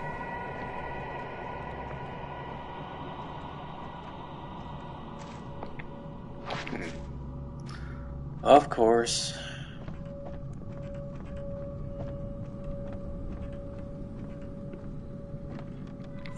You know, considering he said I have to get out of here and the mist is a bad sign and all that, he sure is taking his time.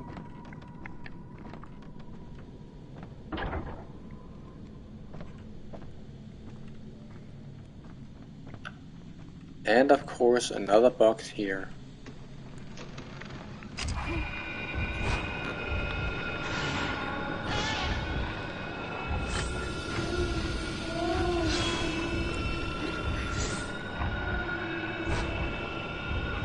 Come on.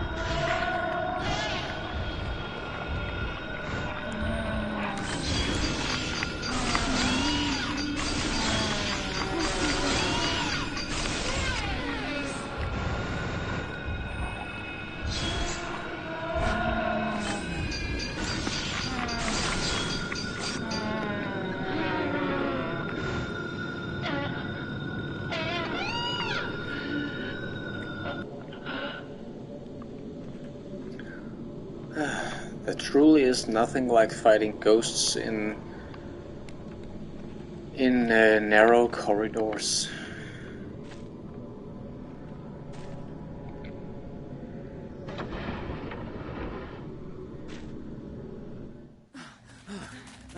Now they're running. And just in time.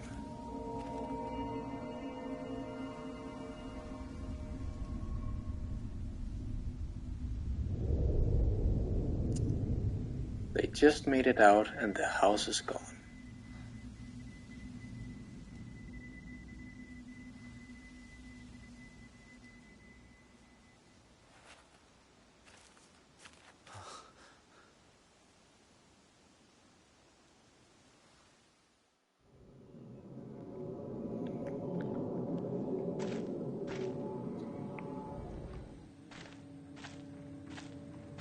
Wait.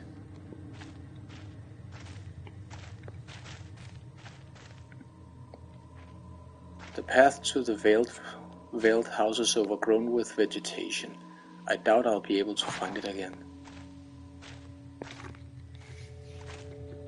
Okay, so somehow we have found ourselves here, although there was only one path leading away.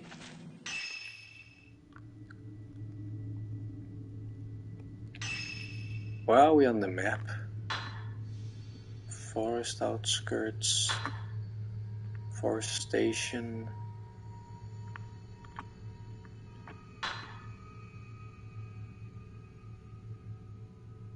Was that the Veiled House?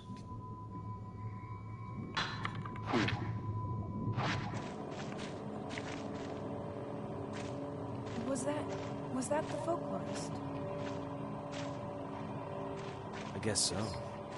Just what is going on in this mountain? I'm not sure. Is Mr. Sakaki here on the mountain too? Enough.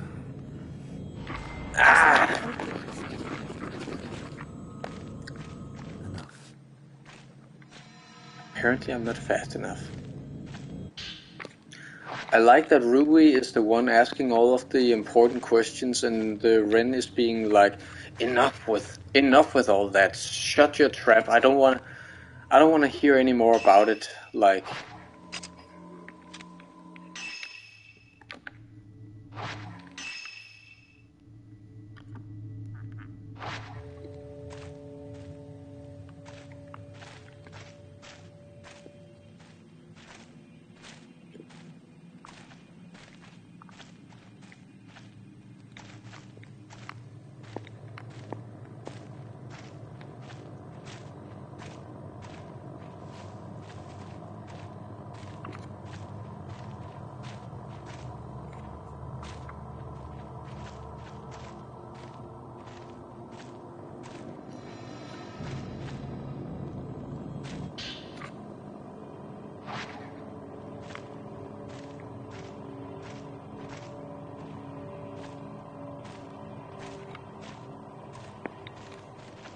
let's check out that cable car first.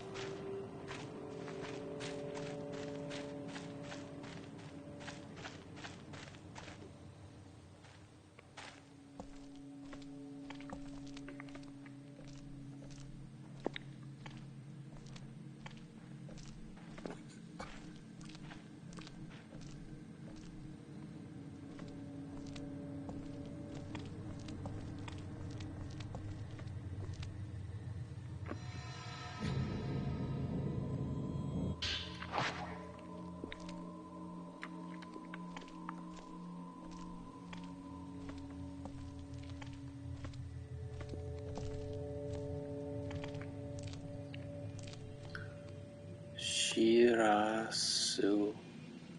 Oh, it says the same in Latin letters. Shirasuno Morimai. Well, I know that Mori means forest. Forest station is written on the rusted sign.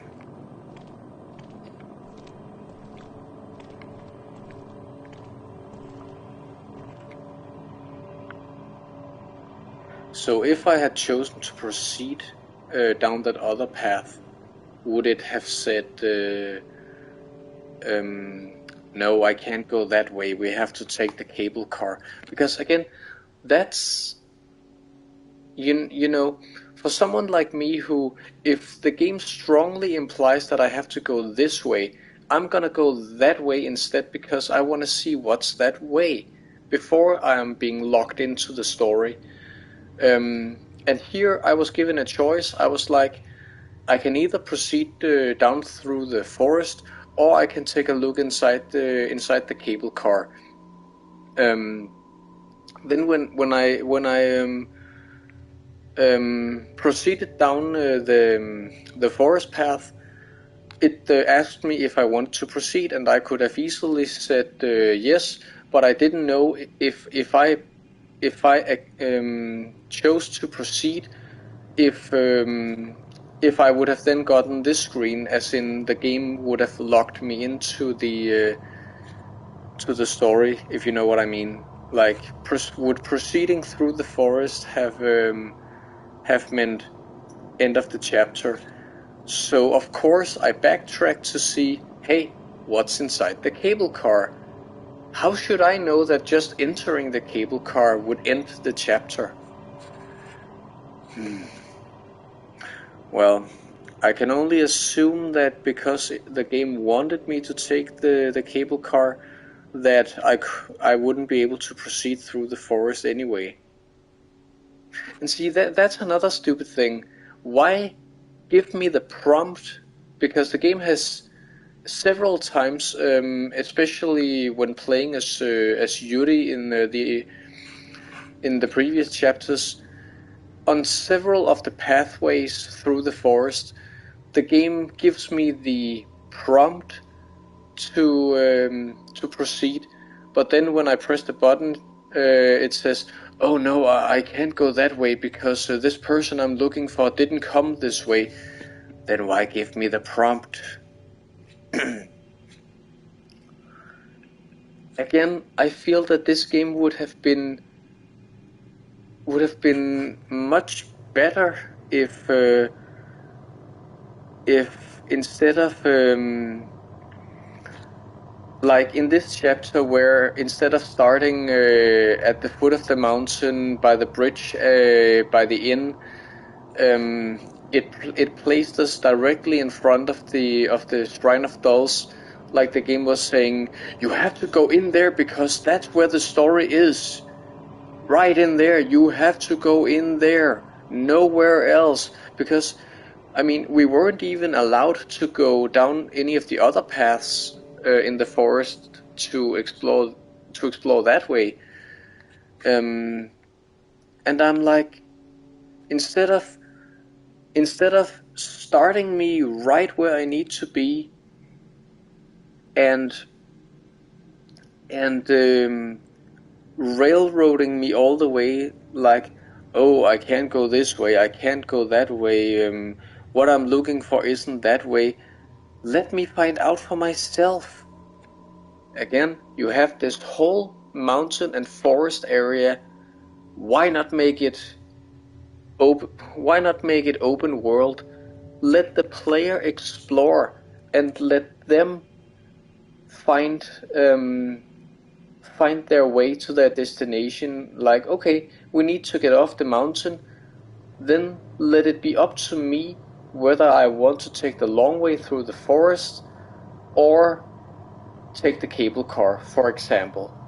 I'm just like, don't start me right in front of where I need to be, and don't railroad me everywhere, and especially don't give me the illusion of choice. Don't present me with several pathways that essentially ends up turning out to be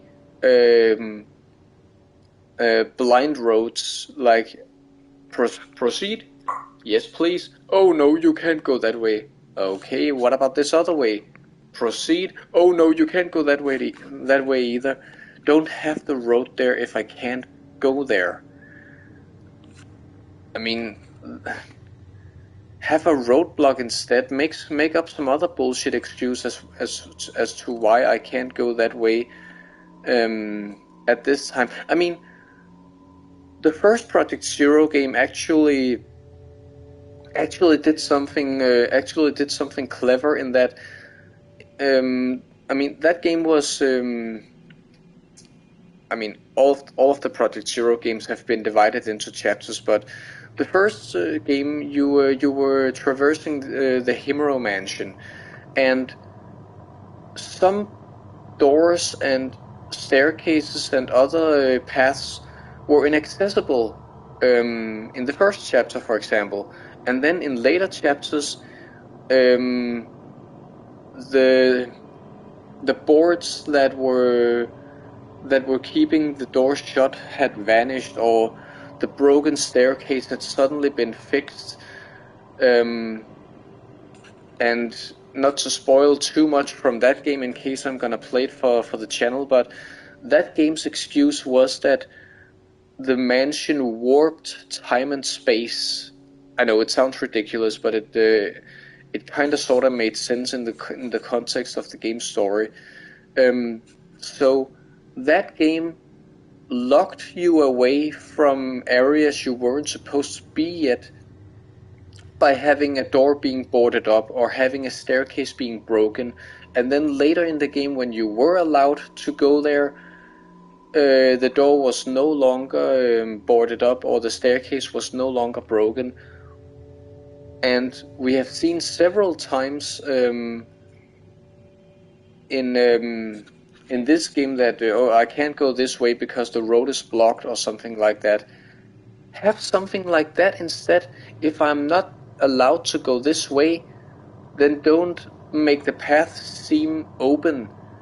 Have a rock slide block it, and then later in the game when I am supposed to go that way, have the rock slide magically being removed, and the main characters and have the main character be like, wasn't there a rock slide here before? I just hate bad excuses for why I can't go somewhere. Yeah. They should have made at least the mountain section, they should have made it the semi-open world.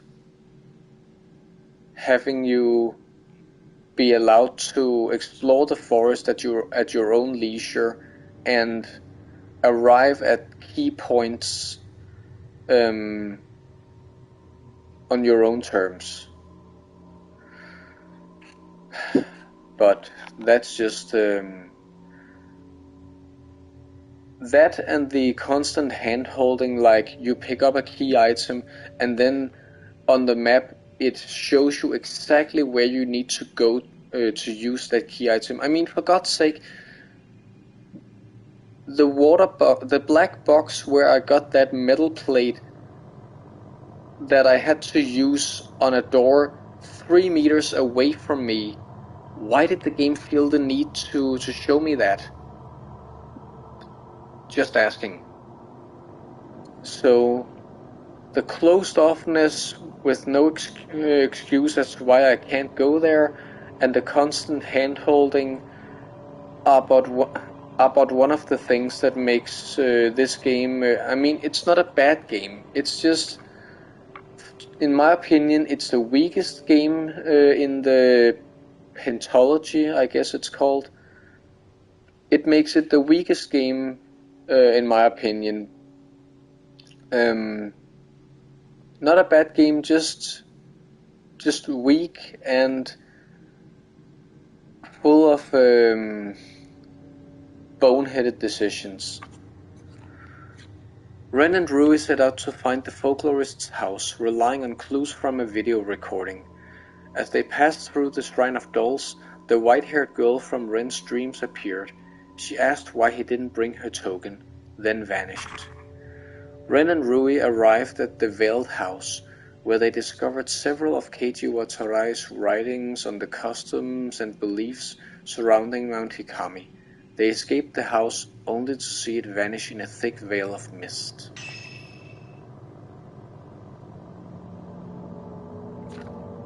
Lo and behold, we got S+, and that was even after I used quite a few herbal medicines and even one sacred water, and I also used a couple of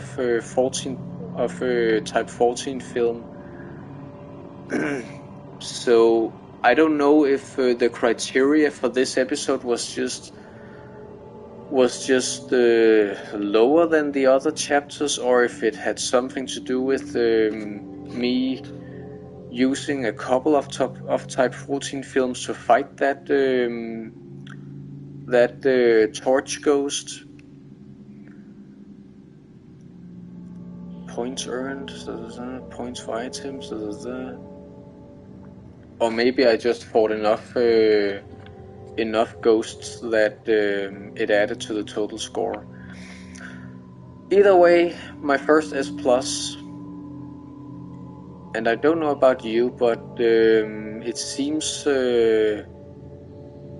It seems badly photoshopped. Clear time 1 hour and a half. That's another thing I always found peculiar. It says clear time 1 hour and 35 minutes, but right now I've been streaming for 2 hours and 8 minutes. Yeah. I don't know. The Veiled House. Episode 26%, Ghost List 38, Archive 37. And we already have a shitload of points. Let's see if we can use them for anything. Maid's Hairband, White Lily, Black Lily. I mean, I could unlock these, but it's such a they are such minor accessories in my opinion. In this cage ring, not to give any spoilers, but you can see the colon or whatever you call it around the in this cage part. That's because in this cage is the name of the theme song for the game. Throughout the Fatal Frame or Project Zero series, it has always been the same woman, and I am ashamed that I can't. I'm ashamed that I can't remember her name right now. Gonna use the power of Google once more. Frame.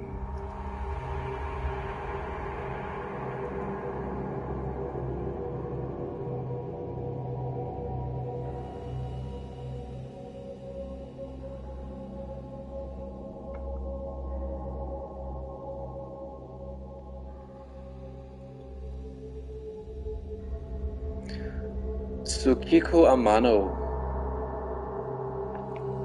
is the one who has consistently throughout all 5 Project Zero games always been the one to sing the game's theme song, and by that I mean the song that plays during the end game credits. And for the 4th game, again, not to spoil anything, it's just a fun fact. For the 4th game, Mask of the Lunar Eclipse, she sang. I believe that's the game where she sang the theme song in Japanese for one ending, and in English for the other ending, and minor differences between the endings. Not gonna say any more than that. And for this game, because Project Zero in general has always had a tradition for having multiple endings, most of which being endings that, how do I put it? It's not like in Chrono Trigger where you get the first ending after going through the whole game, and then that ending is the canon ending, and then all subsequent endings you can get at various points throughout the game. In Project Zero, all of the endings are determined on choices that you make near or at the end of the game, with very few exceptions. And I believe that Project Zero 2 is actually the game with the most amount of endings. I mean, the first game had 2 endings, and then the Xbox version added a 3rd ending, I believe. The 3rd game had 2 endings, where the second ending, which was a bit more, light-hearted, to put it in that way. You could only get that by playing the game a second time. Fourth game, again, minor differences between the endings, and you could only get that by playing the game a second time. I'm not gonna spoil how you get the different endings in this game before we get there, but for this game, Tsukiko Amano, for this game, she has made one theme song for one ending and another for, well, the other ending. And in this cage is one of them. I guess we could purchase it and see what it is. 100 points, why not? So see, that's what I mean. We can only view her full model like this, or up close like this. And sure, she's a pretty girl. I'm not really sure why her hair looks brown. Was it always brown? I thought it was supposed to be raven black. But we just bought this ring, and we can't see it up close because we can only see her from afar or up close in the face. Is it because do I have to equip the ring and then hope that I can see it up close during gameplay? Is that what's going on? Worst thing is that I seem to recall that Project Zero 2 on the Wii and Project Zero 4 was the same way. Like, why give me an accessory on the finger and then I can't zoom into the onto the finger? Okay, I'll just keep it on. Then maybe through photo mode or something like that, we can view it. 500. Ren groom's outfit. Alright, this is Kei Amakura. This is he was the male protagonist of the third game. Like the first game, you only played as you played as Miku's brother in the prologue chapter, but then you played as Miku throughout the rest of the game.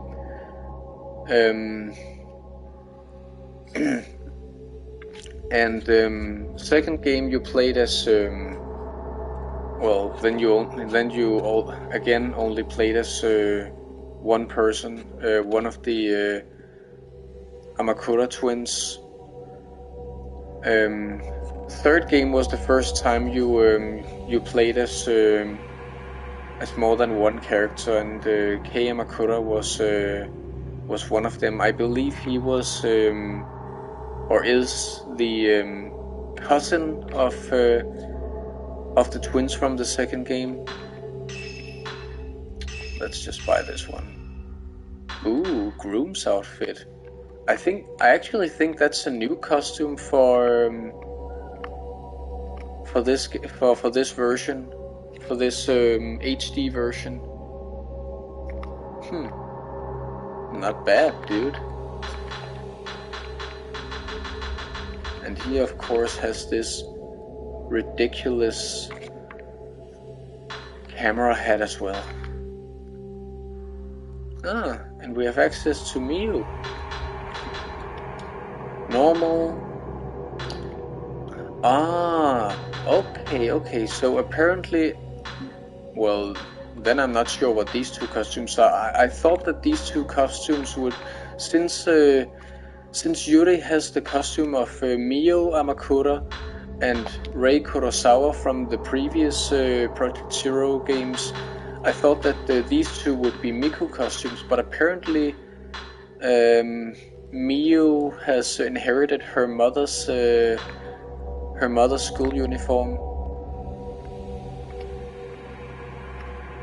She does look like her. Okay, so we have Miku Hinasaki outfit 1, Miku Hinasaki outfit 2. I think the difference is that this is the costume Miku had in the Japanese version of the first game, you know, the sailor schoolgirl uniform, and then this one with this strange collar with the kanji on it is how she looked in the Western version. And then we have Mayu Amakura, who is of course the twin of Miyu Amakura,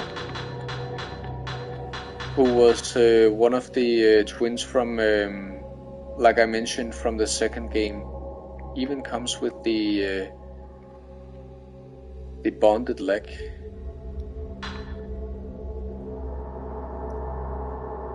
Oh, Miku Hinasaki outfit the tormented.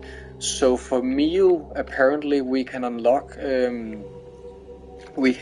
how her mother looked in the third game, because Miku in the third game, of course, has a new costume since the first game. We have plenty of points. Miku Hinasaki outfit the tormented is now available.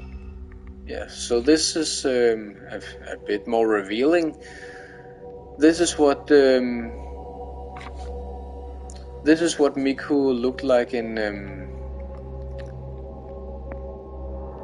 the third game. A bit more grown up, a bit more revealing again.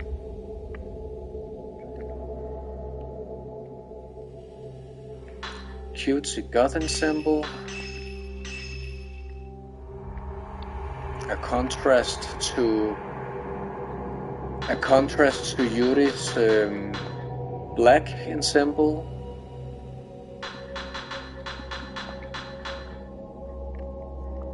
Again, I'm really annoyed that you can't pan the camera up and down, because I would really like to take a closer look at the frills on the skirt and stuff like that. I mean, why have such a beautifully detailed costume and you can't take a close look at it? I mean, what's the logic behind that? Swimsuit. Yuri had a white one.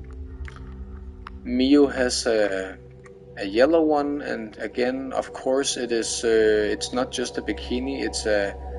It's covered up by this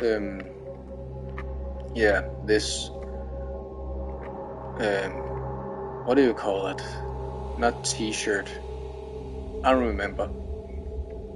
Now, some fans complain that they are censoring the game, because I believe there have been some Project Zero games where you could actually unlock outright bikinis for the girls, and personally I'm like, well, I don't really care. I don't really care if it's a bikini or if it's a swimsuit or whatever.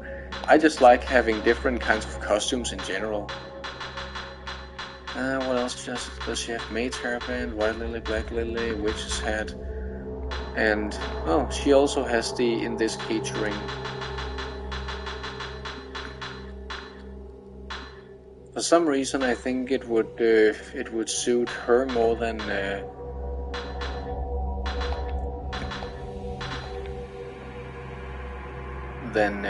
Yuri. The differences really are so minuscule. Like,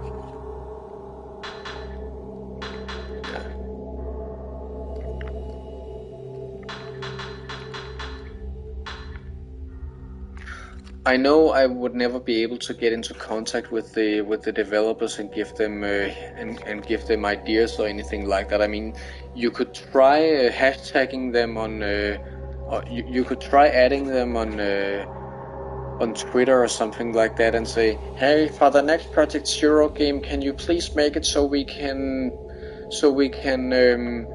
view the entire costume and not just up close on the face. But honestly, I doubt that they would. I mean, I did get into contact with them once before, where it was that was before this remaster had been announced, where I believe it was we were approaching E3 a couple years ago, where I had this crazy idea that if I kept pestering them and adding them in a Project Zero related tweet every single day, and thereby showing my not loyalty, but showing my interest in the series, I would then show them that there was still interest in the franchise, and that at least one fan, me, was very interested in seeing the series continue. And I mean, of course I knew that me alone wouldn't change anything, but I hoped that me doing so would I don't know, would incentivize others to do the same. And all change starts with you, as they say. Nothing happens until you take action. Because if everyone sits down and thinks, oh, nothing happens if I do it, or like if everyone thinks well, my vote alone doesn't change anything. If everyone thinks that, then nothing changes. But if you sit down and say to yourself, my vote counts, or if I do this, then maybe change will happen. If everyone thinks that, or like if you sit down and think that to yourself, then chances are that someone else does too. And if everyone who thinks like that, everyone who thinks, if I do something to make this change, if everyone thinks something like that and everyone acts on that thought, then change will happen.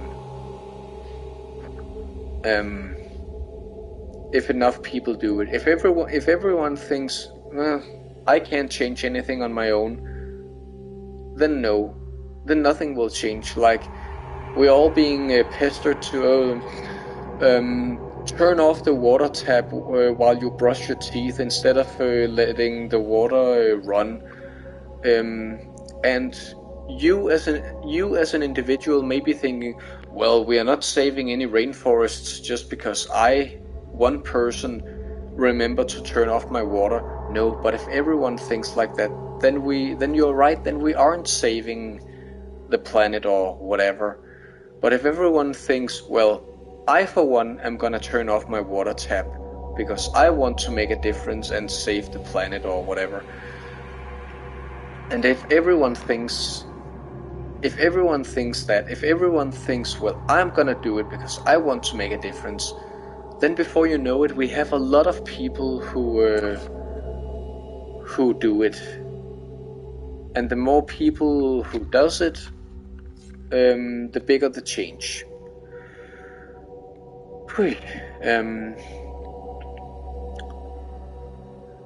Why didn't I just do that from the beginning? I mean, the reason why the camera was so dark during the whole playthrough was because I was using the I was having my Twitch page open during the whole stream. But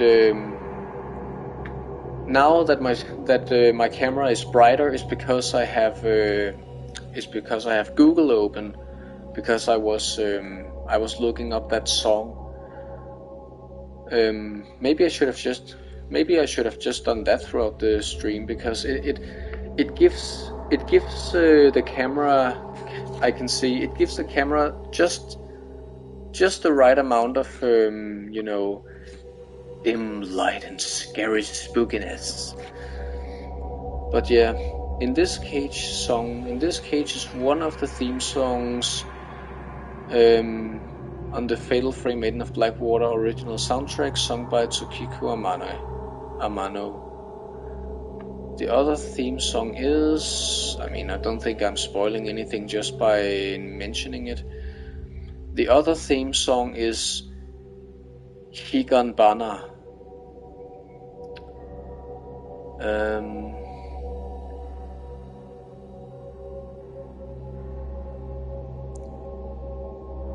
In this Cage is the tie-up song in the Maiden of Blackwater, means birdcage. The song plays during Fatal Frame.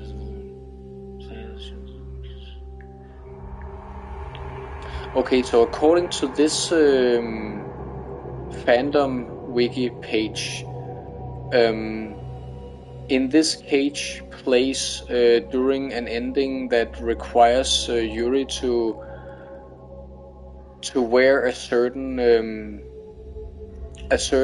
costume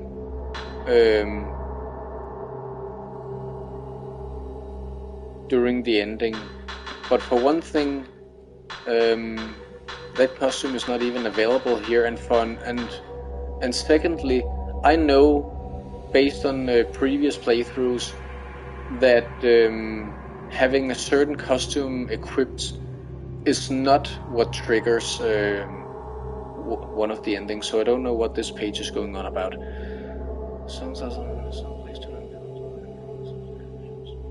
Yeah, okay, whatever.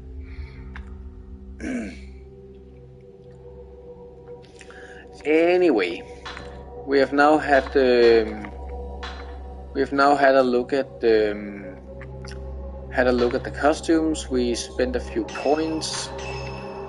Don't spend too many points on costumes, because we have to spend points on upgrading the camera as well. I might start the next session with that. But yeah, that was the 5th drop. Ren Hojo, Find the Veiled House, got an S+ rank. Chef's kiss. Next up, 6th drop, where we are once again back with our homegirl Yuri Kusukata, where we have to this time find Miyu Hinasaki, whom I also suspect it's not gonna be too long before we get to play as again. But I know we have only played one chapter tonight, and again I was planning on playing much more of the game throughout the weekend, but again I was so tired for some reason. Had I not been, then maybe we would have been done the game by now, but alas, that's how it is. So I'm gonna go hit the sack soon, call it a session for tonight, and then tomorrow night we are gonna continue with Yuri Kusukata in the 6th chapter.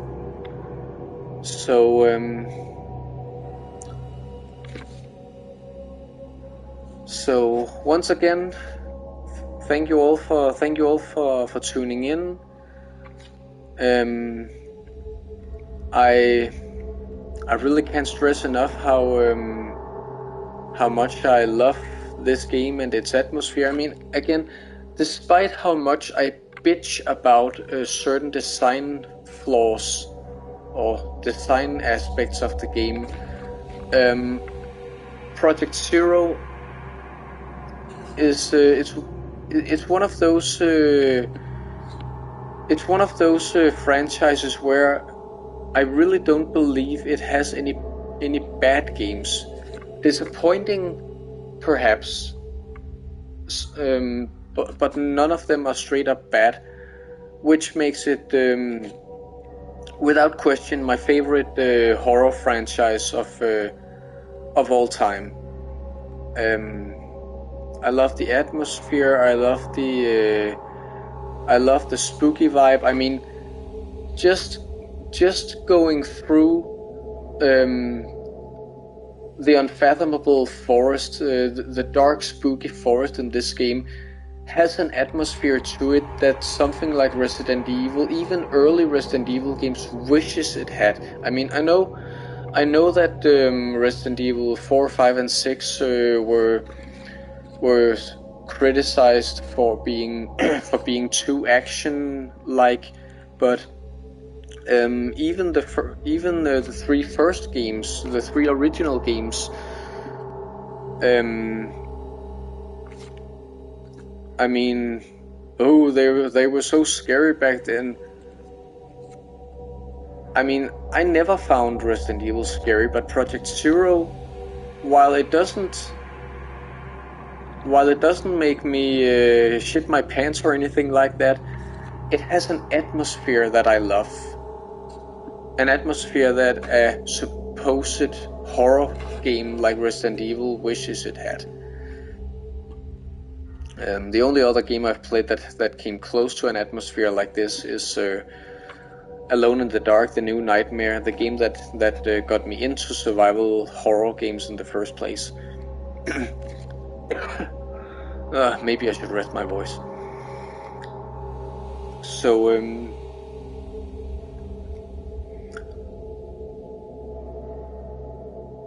I really wish that I could play Project Zero 1, 2, and 3 for you guys. Maybe I can.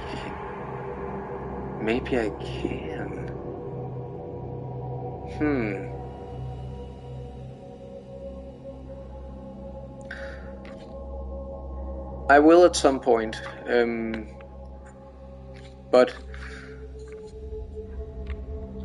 for now, thank you all so much for watching. I hope you enjoyed tonight's stream.